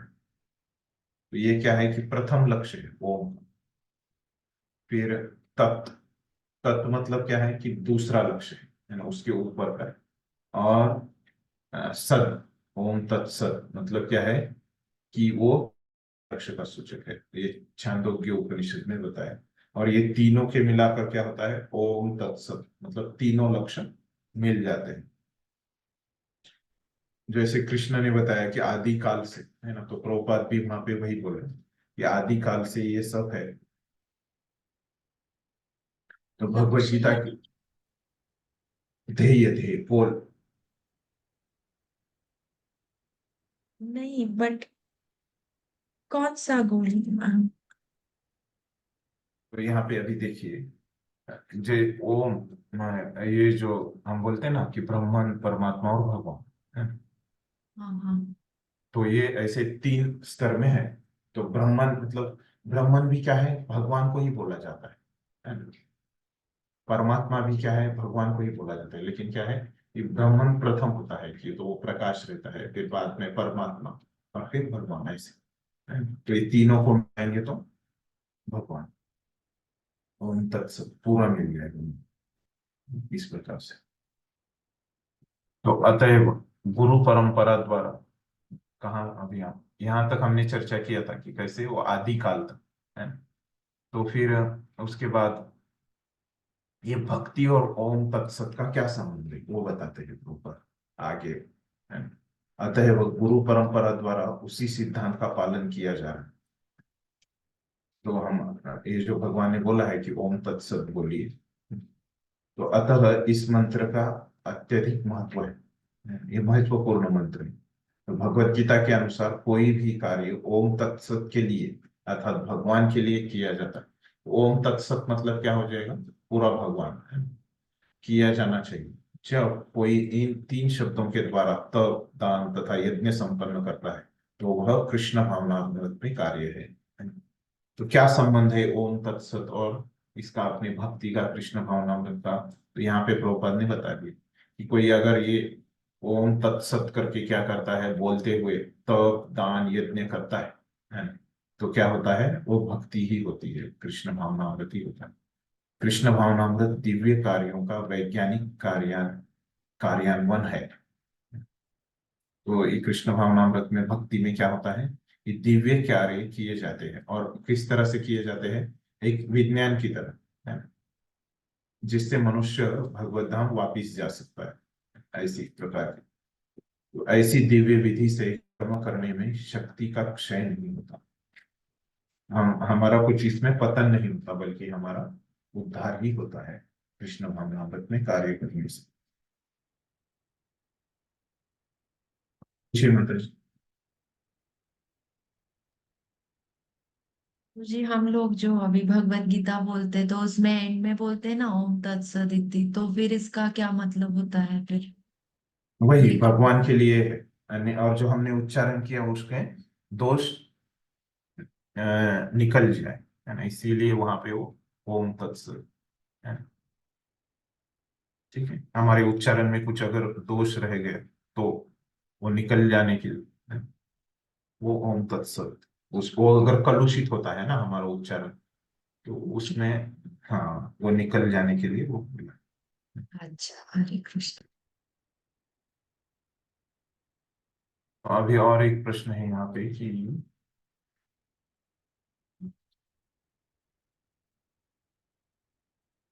यहाँ पे माता जी पूछ रही कि यहाँ पे ओम तत्सत भगवान ने जब करने को बोला है, तो हरे कृष्णा महामंत्र कर सकते हैं क्या, है ना? तो कर सकते हैं ना, वो चैतन्य महाप्रभु ने बोला है करने की, है। लेकिन यहाँ पे कृष्ण क्या बता रहे हैं, उसके बारे में हम चर्चा करें, है ना। तो वो भी आध्यात्मिक हो जाएगा ना, हरे कृष्ण महामंत्र वो खास कलयुग के लिए बताया गया है। ठीक। तो इस प्रकार से अभी ये 23वें श्लोक में बताया। आचार्यों ने क्या किया है, ये 23वें और 24वें का मिला के तात्पर्य लिखा है, लेकिन कुछ उसमें नई चीज नहीं बताई है। हम देखते हैं प्रभुपाद ने अलग अलग करके बताया है 23 24 को। अगला श्लोक लेते हैं 24। तो अभी यहाँ पे बताया कि कैसे ओम तत्सत कृष्ण ने बस उच्चारण करने के लिए बताया है यहाँ पे, ये ब्राह्मण लोग ऐसे करते हैं ये बताया। तो फिर अभी ये ओम क्या है, तत् क्या है, सत्य क्या है ना, इसके बारे में बताते हैं कृष्ण। तो 24 में बताते हैं ओम के बारे में, 25 में बताते हैं तत् के बारे में, और 26 27 जो मिला के लिखा है, आप आपकी किताब में यहाँ पे देखोगे 26 27 है, तो ये सत्य के बारे में बताते हैं। और 28वें श्लोक में ये बताते हैं कि ऐसे अगर कोई नहीं करता तो उसके साथ क्या होता है, इसमें अगर किसी की श्रद्धा नहीं आती और श्रद्धया, तो उसके बारे उसके साथ क्या होता है ये बताते हैं। तो अभी ये तीनों के बारे में ये 3 बार बताया है। अभी यहाँ पे ओम के बारे में बता रहे हैं, तो क्या बता रहे हैं ओम के बारे में, तस्मात् ओम इत्युदाहृत्य यज्ञदान तपः क्रिया प्रवर्तन्ते विधानोक्ता सततम ब्रह्मवादिना। क्या बोल रहे इसमें, अतएव योगी जन, है ना, जो ओम तत्सत बोलते थे, ब्रह्म की प्राप्ति के लिए वो बोलते थे, ऐसे बताया पिछले वाले श्लोक में। तो यहाँ क्या बोल रहे हैं, शास्त्रों के विधि के अनुसार यज्ञ दान तथा तप की समस्त क्रियाओं का शुभारंभ सदैव ओम से करें। कब बोलते हैं ओम, शुरू में, आरंभ करते समय ओम का उच्चारण करते हैं। वही उसको प्रभुपाद फिर से जो उन्होंने पहले लिखा था ऋग्वेद वाला, वैसे शुरुआत में क्या करते हैं, ओम तद विष्णु परमं पदम सदा पश्यन्ति सूरय। तो ये यहाँ पे वो श्लोक का शुरू का लिखते, विष्णु के चरण कमल परम भक्ति के आश्रय, ये परम पदम जो बोला है, भगवान के लिए संपन्न हर एक क्रिया सारे कार्य क्षेत्र की सिद्धि निश्चित कर देती है। भगवान के लिए अगर हम कुछ कार्य करते हैं, है ना, जैसे शास्त्र की विधि के अनुसार अगर कुछ यज्ञ करते हैं, तो क्या करता है, वो विधि निश्चित कर देती है। तो ये हो गया कि ओम के बारे में। तो ओम कहाँ बोला जाता है, शुरू में बोला जाता है, भगवान बोलते हैं कुछ यज्ञ वगैरह। तो अभी ओम तत्, अभी तत् के बारे में इस 25वें श्लोक में बताएंगे। तो क्या बता रहे कि मनुष्य को चाहिए कि कर्मफल की इच्छा किए बिना विविध प्रकार के यज्ञ तप तथा दान को तत् शब्द कहकर संपन्न करे। संपन्न एक शुरू में है ओम, और संपन्न जब करना है तब क्या है, तत्। ऐसे दिव्य क्रियाओं का उद्देश्य भव बंधन से मुक्त होना। अगर हम ऐसे बोलेंगे, तत्व बोलेंगे, है ना, संपन्न होने के बाद, संपन्न होते समय, है ना, वो तत्व बोलने के बाद वो संपन्न हो जाए। तो क्या होता है, हम भव बंधन से मुक्त होना चाहिए। तो आध्यात्मिक पद तक उठने के लिए मनुष्य को चाहिए कि किसी लाभ के निमित्त कार्य न करे, कर्म न करे। तो आध्यात्मिक में अगर हमको जाना है, भक्ति में जाना है, तो वहां पे कर्म की इच्छा नहीं होनी चाहिए। सारे कार्य भगवान के परम धाम वापस जाने के लिए है ना। तो सबका क्या है, भगवान के पास वापस जाने के लिए, उनकी सेवा में वापस जाने के लिए होना चाहिए। तो तो अगर कुछ कर्म संपन्न करना है तो क्या बोल रहे हैं, कर्म फल की इच्छा नहीं होनी चाहिए और तत्व बोलना चाहिए, है ना। इस प्रकार से कृष्ण बता रहे हैं 25वें श्लोक में। तो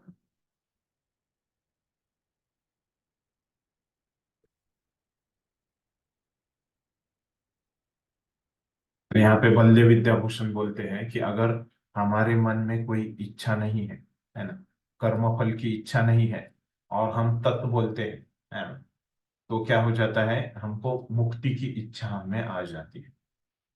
यहाँ पे जो बोला है ना, भव बंधन से मुक्त होते हैं, तो भव बंधन से मुक्त होते हैं मतलब क्या होता है कि हमें मुक्ति की इच्छा हमें आ जाती है, और वो पूर्ण भी होती है। इस प्रकार से वो बताता है।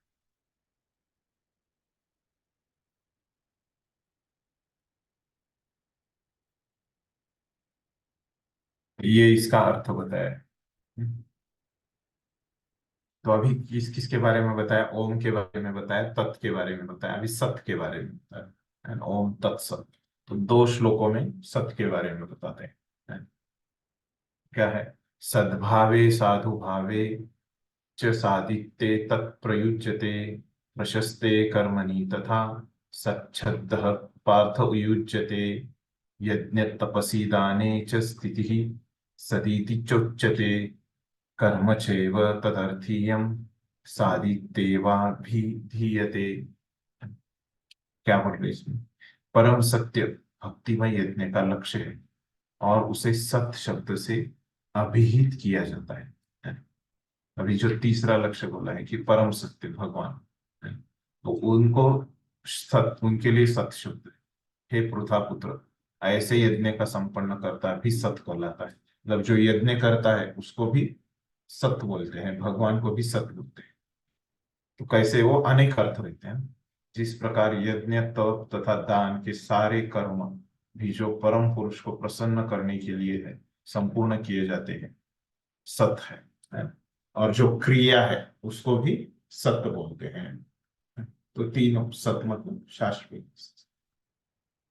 ये तीनों को सत्य बोलते हैं। सत का अर्थ यहाँ पे बताएं, एक शुरू में होता है, एक अंत में होता है, और एक वो जो भगवान है, जो ध्येय है, लक्ष्य है, और जो करने वाला है, और वो करने की जो क्रिया है, ये तीनों को सत्य बोलते हैं, है ना। ओम तत्सत, है ना, ये अर्थ कृष्ण ने बताया।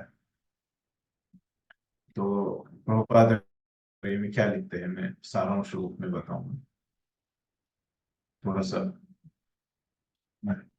तो यहाँ पे जो बोला है कि प्रसते कर्माणि, तो प्रसते कर्माणि ये जो श्लोक में शब्द आया है, तो प्रशस्ते कर्माणि, प्रभुपाद उसके बारे में बोल रहे हैं, नियत कर्तव्य। तो नियत कर्तव्य मतलब क्या है कि जो वेदों में हमारे लिए बताया गया है, हमारी शुद्धिकरण के लिए। तो वैदिक साहित्य में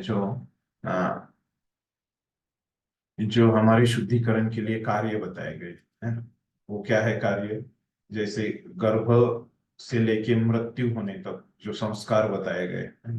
तो मैंने बताया था ये 16वें अध्याय में कि कुल मिला के कितने होते हैं, 40 संस्कार होते हैं, है ना? जन्म से पहले से लेके मृत्यु तक। और उसमें से 16 थोड़े से महत्वपूर्ण होते हैं, और 10 जो है वो और भी महत्वपूर्ण होते हैं। तो ये ऐसे सब मिला के 40 संस्कार होते हैं, और चर्चा किया था हमने 16वें अध्याय में। और ऐसे संस्कार जीव की चरण मुक्ति के लिए होते हैं। ये संस्कार करने से हमारी शुद्धि होती है, मुक्ति के पथ में हम आगे बढ़ते हैं। ऐसी सारी क्रियाओं के समय ओम तत्सत उच्चारण करने की संस्कृति की जाती है।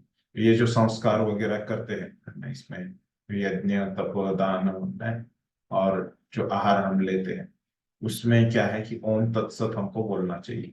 सद्भाव तथा साधु भाव आध्यात्मिक स्थिति के सूचक है। तो यहाँ पे क्या बोल रहे हैं कि सद्भाव साधु भाव है ना, ये आध्यात्मिक चीजों को दिखाते हैं। तो क्या है इसका अर्थ सद्भाव साधु भाव? सद्भाव मतलब ब्रह्म के स्वभाव, साधु भाव मतलब भक्त के स्वभाव। तो भक्त और भगवान दोनों भी क्या है, सत है, दोनों के लिए भी वो आध्यात्मिक है। तो दोनों आध्यात्मिक होते हैं। अगर भक्त अगर ठीक से भक्ति कर रहा है ना, सही चेतना में, तो वो भी आध्यात्मिक हो जाता है। तो कैसे हो जाता है वो भी आध्यात्मिक, उसके लिए एक उदाहरण देते हैं भागवतम से। कहाँ पे? कपिल देव की जो शिक्षाएं हैं वहां से वो उदाहरण लेते हैं। जो श्लोक है, सताम प्रसंग मम वीर्य संविदो भवन्ति कर्ण रसायन नम कथा। ये जो श्लोक है, सताम प्रसंग मतलब भक्तों के संग में, तो ये भक्त भी दिव्य हो जाते हैं, सताम हो जाते हैं। इस प्रकार उसका अर्थ बता। तो आध्यात्मिक को दर्शन, तब इसका एक एप्लीकेशन बता। तो ये क्या है, प्रभुपाद बताते हैं कि ओम इसी किसी को दीक्षित करते समय या यज्ञ को भी कराते समय ओम तत्सत शब्दों का उच्चारण किया जाता है। यज्ञ जो करते हैं दीक्षा के समय, वहां पे ओम तत्सत इस प्रकार से वो बहुत सारे मंत्र बोलते हैं यज्ञ में। ओम तत्सत महत्वपूर्ण। किसी प्रकार सभी प्रकार के यज्ञ करते समय ओम तत्सत या ब्रह्म की चरम लक्ष्य होता है। अंतिम लक्ष्य क्या है किसी भी यज्ञ का? ओम तत्सत है। तदीयर्थम शब्द ब्रह्म का प्रतिनिधित्व करने वाला किसी भी कार्य में सेवा करने का सूचक है। जो तदीयर्थम शब्द है उनके लिए है, जिसमें भगवान के मंदिर में भोजन पकाना, तो भगवान के लिए जो भी कार्य होता है तदीर्थम तीर्थ्य, तो ये सब जो कार्य है वो क्या है, हमको ये सत है सेवा करना। इस तरह ओम तत्सत शब्द समस्त कार्यों को पूरा करने के लिए कई प्रकार से प्रयुक्त किया जाता है। इस प्रकार से ये बहुत अलग अलग तरीके से ये ओम तत्सत शब्द का इस्तेमाल किया जाता है।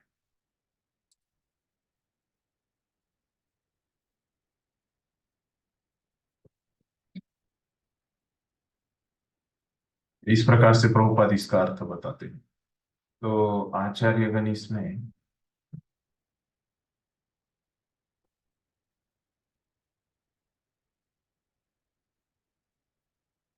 तो कुछ भी अगर हम कार्य करते हैं, खास करके जो पवित्र कार्य है ना, भगवान के लिए जो करते हैं, तो उसमें हमको ये ओम तत्सत बोलना चाहिए है ना। खास करके जो संस्कारों में वगैरह है वही उन्होंने लिखा है।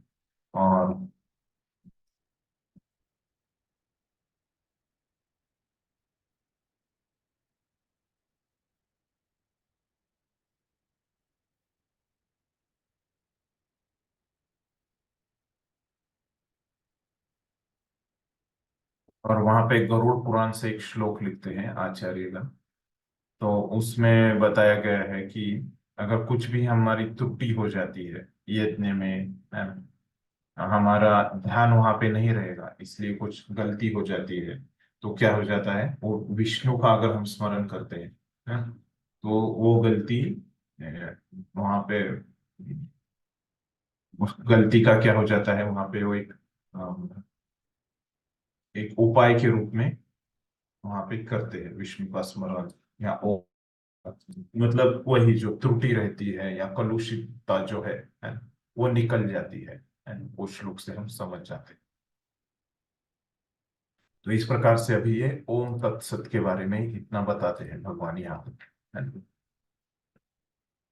हाँ पूछिए माता जी, आपका क्या प्रश्न?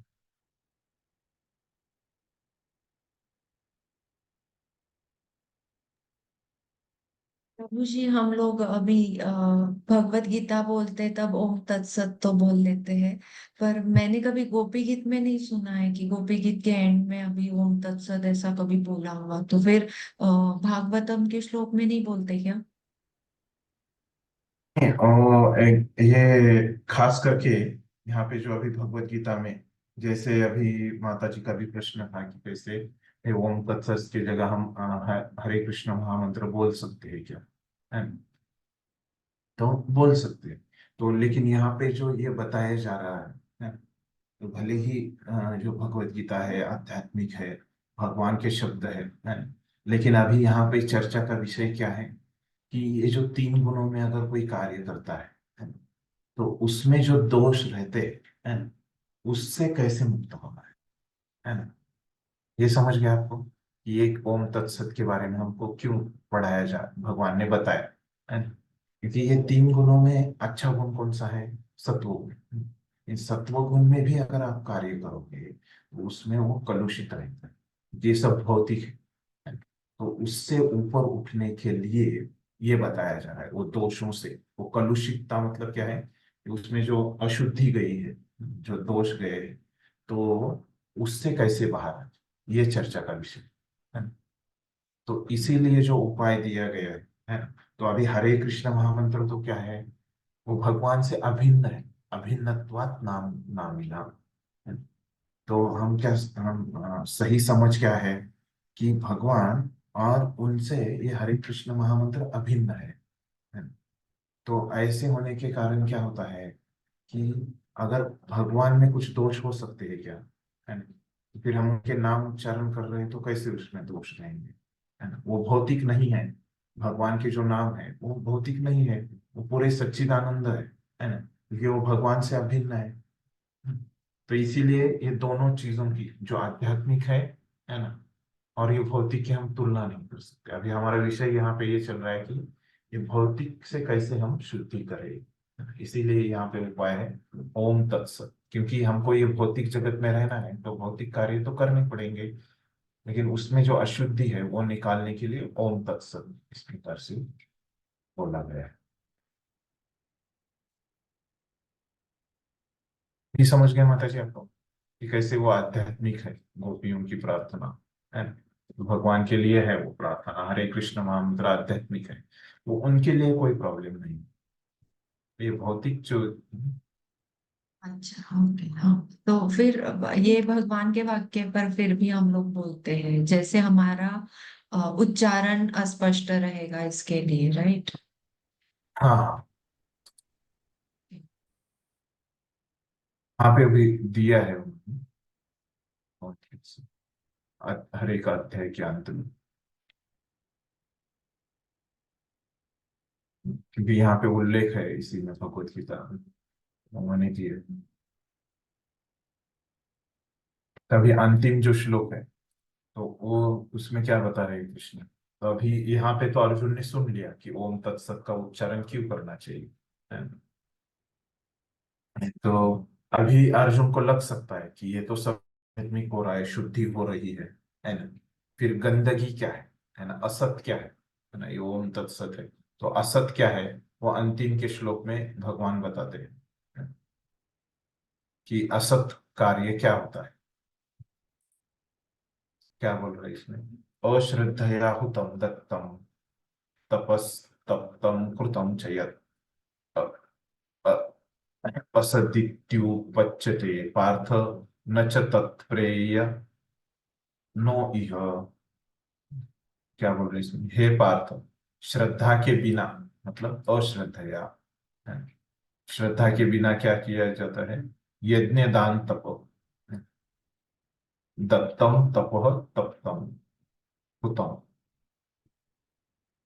तो अगर ये श्रद्धा के बिना अगर कोई यज्ञ दान तप करता है तो वो क्या है, नश्वर है ना, परमानेंट नहीं है, वह असत कहलाता है, और इस जन्म तथा अगले जन्म दोनों में ही व्यर्थ जाता है।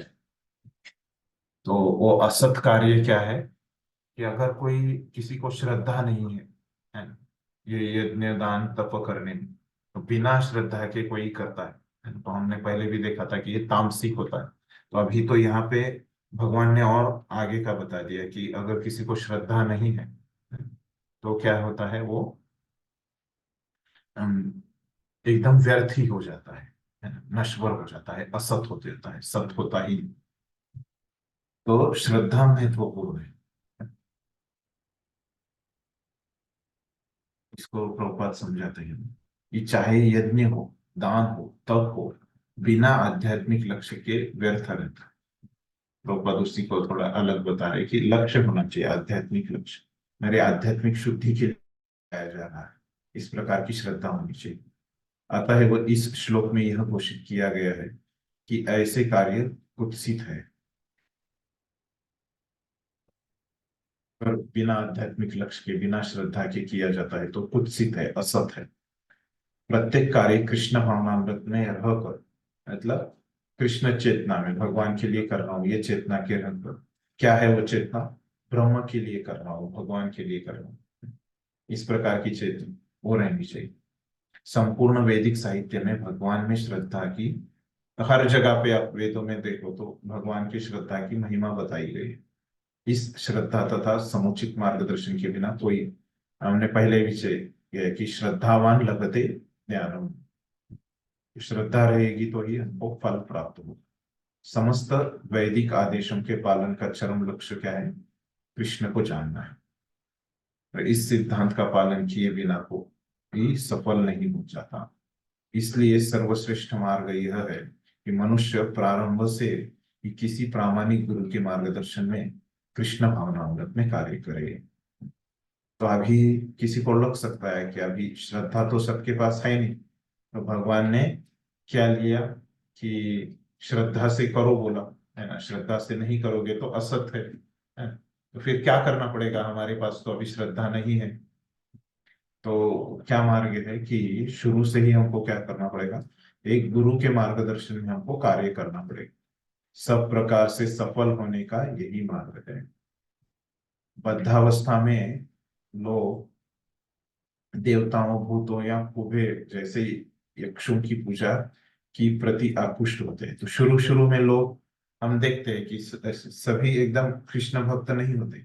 शुरू शुरू में उनको देवी देवताओं के प्रति थोड़ा आकर्षण रहता है ना। अब किसी किसी को ये तांत्रिक विद्या, है ना, भूत प्रेत, इसमें भी आकर्षण रहता है।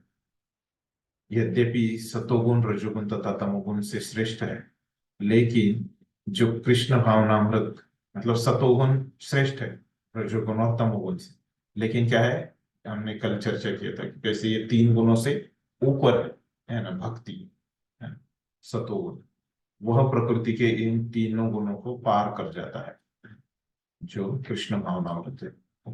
यद्यपि क्रमिक उन्नति की विधि है कि किंतु शुद्ध भक्तों की संगति से, है ना, ये गुरु के मार्गदर्शन में और भक्तों की संगति में यदि कोई भक्ति करता है तो ये सर्वश्रेष्ठ मार्ग है। उसमें ओम तत्सत बोलने की जरूरत नहीं, हरे कृष्ण महामंत्र उसमें बोलते हैं। इस अध्याय में इस स्तुति की संस्तुति, इसकी संस्तुति की गई है। इस प्रकार से सफलता पाने के लिए उपयुक्त गुरु प्राप्त करके उसके निर्देशन में प्रशिक्षण प्राप्त करना चाहिए। तो गुरु के मार्गदर्शन में रहेंगे तो हम ये श्रद्धा प्राप्त कर सकते हैं और असत से बच सकते हैं, तभी ब्रह्म में श्रद्धा हो सकती है। जब काल क्रम से यह श्रद्धा परिपक्व होती है तो ये श्रद्धा ही क्या हो जाती है, धीरे धीरे प्रेम में परिवर्तित होती है। और इसके ऊपर एक किताब लिखी है छोटी सी, है ना, उसका नाम है माधुर्य कादम्बरी। वो विश्वनाथ चक्रवर्ती ठाकुर वो बताते हैं उसमें कि कैसे श्रद्धा से प्रेम का रूपांतर करते हैं, होता है। ये विस्तृत चर्चा वहां पे, वो किताब का एक ही उद्देश्य कि कैसे श्रद्धा से प्रेम तक आदमी जाता है। यही प्रेम समस्त जीवों का चरम लक्ष्य है। अतः वो मनुष्य को चाहिए कि सीधे कृष्ण भावनामृत ग्रहण करे। तो अच्छा है कि अगर मनुष्य डायरेक्ट भक्ति में आता है। यह ही हमको 17वें अध्याय में संदेश मिलता है।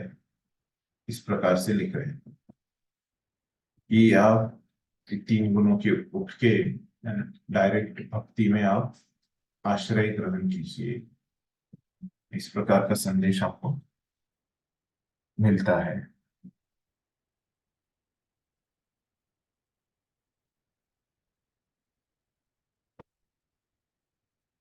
तो यहाँ पे विश्वनाथ चक्रवर्ती ठाकुर बोलते हैं कि ये अध्याय में हमको सीखने को मिलता है कि अगर हम कुछ श्रद्धा से करते हैं तो क्या होता है कि हम मुक्ति की तरफ बढ़ जाते हैं, वही आध्यात्मिक प्रगति हम कर पाते हैं।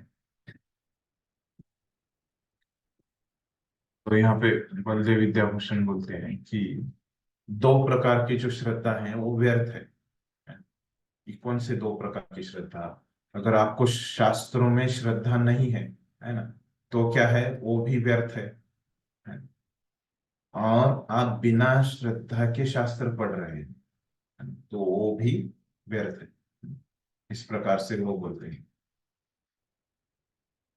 और अंत में वो बताते हैं कि हमको क्या करना चाहिए, शास्त्रों में श्रद्धा आनी चाहिए, है ना। पहले हमको क्या रहता है कि अपने मन से हम, हमारा जो स्वभाव है, मन के जो इंप्रेशन है, मन में जो हम स्वभाव से, हमारे स्वभाव के ऊपर ही हमारी ज्यादा श्रद्धा है, लेकिन वो स्वभाव से श्रद्धा निकल के हमको शास्त्रों में श्रद्धा आनी चाहिए, इस प्रकार से वो बताते हैं।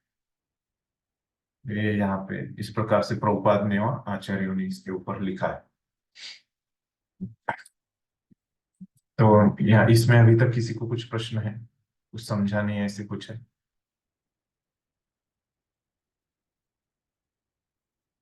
तो ऐसे हम भी यहाँ पे हमारे 17 अध्याय हो जाते हैं।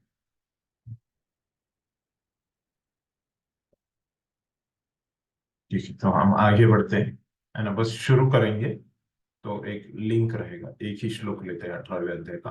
तो पहले अभी ये प्रभुपाद अभी यहाँ पे बताते हैं कि ये पे 17वें अध्याय में ये भगवत गीता पूरी हो जाती है ना, इस प्रकार से लिखते हैं। तो ये 18वां अध्याय क्या है, जो जैसे हमने दूसरे अध्याय में देखा था कि हम भगवत गीता में क्या क्या चर्चा करने वाले हैं, उसके एक पहले ही एक संक्षिप्त रूप में बता दिया था, है ना, कृष्ण ने। तो अभी 18वें अध्याय में अभी तक हमने जो जो विषयों की चर्चा की पूरी भगवत गीता में, है ना, वो एक समरी के रूप में, है ना, सारांश के रूप में यहाँ पे बताई गई है ना, 18वें अध्याय में। इसीलिए यह 18वां अध्याय आता है। और ये 18वां अध्याय जो शुरू होता है वो अर्जुन के प्रश्न से शुरू होता है। तो ये कैसे आता है 18वां अध्याय, है ना, ये हमने देखा। तो यहाँ पे बोला है कि उपसंहार, है ना, मतलब क्या है कि हम जो ओपन बुक लिखते हैं, है ना, तो उसमें जो कंक्लूजन देते हैं, कंक्लूडिंग पैराग्राफ, उसको उपसंहार मतलब क्या है, कंक्लूजन, संन्यास की सिद्धि, है ना। तो संन्यास की सिद्धि क्या है, तो अर्जुन का यहाँ पे प्रश्न है। तो अर्जुन क्या बोल रहे हैं कि कृष्ण श्लोक पढ़ते हैं। अर्जुन उवाच संन्यासस्य महाबाहो तत्त्वम् इच्छामि वेदितुं त्यागश्च ऋषिकेश पृथकेश निषूदनः।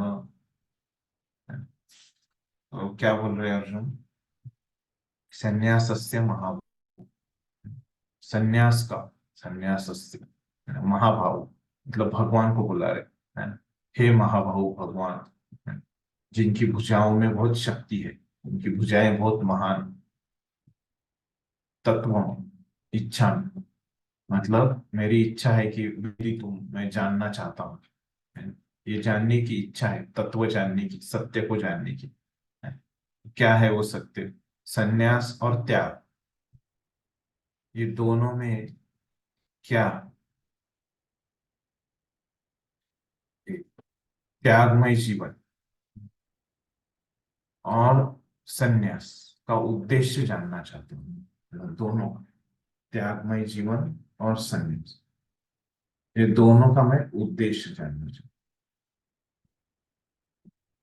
त्याग का उद्देश्य जानने का इच्छुक, और त्यागमय जीवन मतलब संन्यास, ऐसे दोनों का यहाँ पे बताया। त्याग का उद्देश्य और त्यागमय जीवन जो संन्यास है, तो ये दोनों का उद्देश्य अर्जुन को जानना है।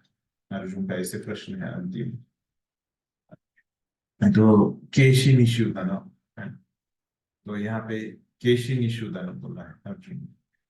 तो मतलब केशी, जिन्होंने केशी नाम के राक्षस को मारा था, और ये ऋषिकेश बोला है, कृष्ण के नाम है केशी निषूदन और ऋषिकेश। तो इस प्रकार से ये तात्पर्य है, नहीं सॉरी, ये भाषांतर है। और फिर प्रभुपाद भी इसके ऊपर तात्पर्य लिखते समय बताते हैं कि हाँ, जो मैंने बताया कि वो वास्तव में भगवत गीता 17 अध्याय में ही समाप्त हो जाती है ना। 18वां अध्याय तो पूर्व विवेचित विषयों का पूरक संक्षेप है ना?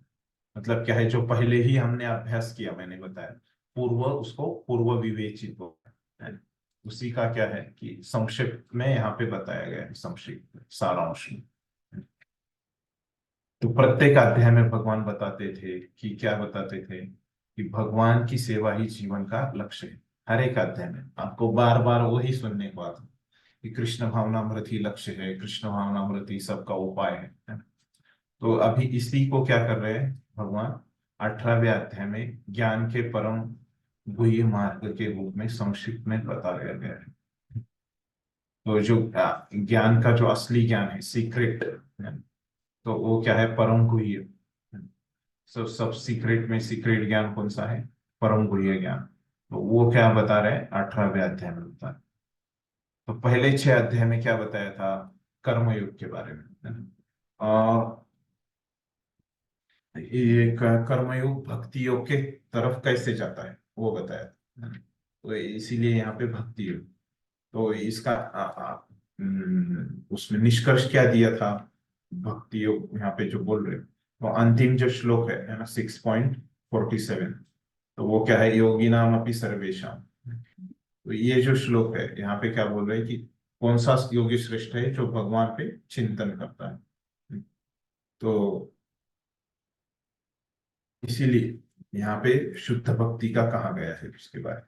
वो योगी क्या कर रहा है, भगवान पे चिंतन कर रहा है, मेरा चिंतन करता है खुद का, है ना। भगवान ने ऐसे नहीं बोला ब्रह्मन का, परमात्मा का, मेरा, है ना, कृष्ण का चिंतन कर रहा है। तो उसकी प्रकृति तथा कार्यों का विवेचन है। फिर उसके बाद वाले 6 अध्याय कौन से, 7 से 12 वाले, नहीं सॉरी, उसके अगले वाले 6 अध्याय में क्या है, शुद्ध भक्ति में के बारे में बताया गया है कि कैसे श्रवण करना चाहिए, है ना। 7वें अध्याय के पहले श्लोक से ही होता है तत्श्रुणु, है ना, कि मेरे बारे में श्रवण करो। तो उससे वहां से चालू होता है वो भक्ति योग। फिर अंतिम के जो 6 अध्याय है ना, हमने देखे 13वें अध्याय से। तो 13वें अध्याय में क्या बताया कि प्रकृति, है ना, चेतना और पुरुष, ऐसे 3 नाम, तो 3 शब्द है वो नाम में। तो फिर तो उसमें ज्ञान, वैराग्य, प्रकृति, है ना, इसका वर्णन किया गया। और ये सब क्या है कि परमेश्वर की तरफ कैसे जाते हैं, है ना? ओम तत्सत अभी शब्द बताए 17वें अध्याय में। तो तीसरा जो भाग है, तो उससे भी हमको पता चलता है कि क्या है कि ये भगवान ही ज्ञान दे रहे हैं, ये वेदांत सूत्रों।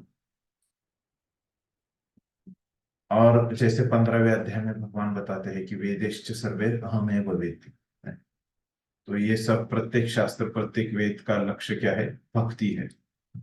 ये यहाँ पे बताया है अंतिम के 6 अध्याय में, खास करके अंतिम के 5 अध्याय में 13 से 17 तक। अभी तो उसी प्रकार बता रहे कि जैसे दूसरे अध्याय में शुरू करने से पहले बताया था प्रस्तावना, जैसे किताब में पहले क्या रहती है, प्रस्तावना, फिर अंतिम क्या रहता है, सारांश। वैसे दूसरा अध्याय क्या है, प्रस्तावना है, और ये 18वां अध्याय क्या है, सारांश के रूप में बता रहे हैं। तो इसमें क्या किया है, त्याग तथा त्रिगुणातीत दिव्य पद की प्राप्ति के जीवन का लक्ष्य बताया गया है। क्योंकि अर्जुन ने पूछा है तो इसलिए वो बताया। अर्जुन भगवत गीता के 2 विषयों का स्पष्ट अंतर जानने का इच्छुक है ना? ये श्लोक में बताया गया। कौन से वो 2 विषय है, त्याग और संन्यास के बीच में अंतर अर्जुन जानना चाहता है। अतः वह इन दोनों शब्दों के अर्थ की वही वो दोनों शब्दों का अर्थ बताना चाहता है। अंतिम परिच्छेद में प्रभुपाद बोल रहे हैं कि इस श्लोक में परमेश्वर को संबोधित करने के लिए प्रयुक्त ऋषिकेश, तो दो शब्द आए हैं कृष्ण के लिए, ऋषिकेश और केशी निषुद्ध। ऋषिकेश क्या है? कृष्ण है, समस्त इंद्रियों के स्वामी, जो हमें मानसिक शांति प्राप्त करने में सहायक बनते हैं। तो कैसे उनसे मानसिक शांति हमको मिलती है? ये मन भी क्या है? एक इंद्रिय है। तो वो उनके स्वामी, अगर उसको, मन किसके अधीन है? भगवान के अधीन है। तो इसीलिए हमको वो मानसिक शांति यहाँ पे प्राप्त होती है।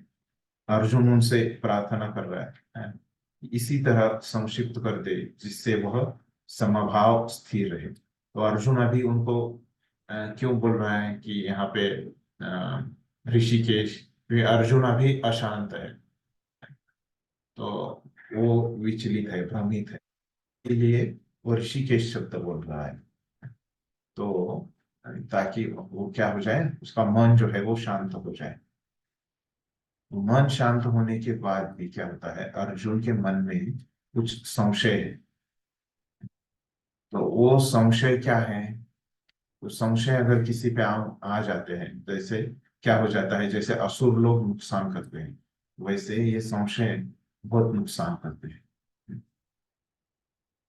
तो तो अर्जुन बोल रहा है कि जैसे आपने एक केशु निषूदन, तो एक केशी नाम के राक्षस को आपने मारा है, तो इसको बहुत, ये शक्तिशाली राक्षस, अत्यंत दुर्जय असुर था, इसे मतलब उसके ऊपर जय प्राप्त करना कठिन था, दुर्जय। तो जिसका वध कृष्ण ने किया था, फिर भी कृष्ण ने उसको बहुत आसानी से। तो अर्जुन बोल रहे कि आपने ऐसे केशी शक्तिशाली राक्षस को इतने आसानी से मार दिया, तो वैसे आप क्या करो, मेरे जो डाउट है, संशय है, उनको भी आप समाप्त कर दो। ये दो अर्थ प्रभुपाद ने यहाँ पे बताए, ऋषिकेश और केशी निषूदन। तो ये ऋषिकेश क्या है सारांश में? मेरे मन को शांत करो। और केशी निषूदन क्या है? कि मेरे जो संशय है उनको आप मार दो, जैसे आपने केशी को मारा था।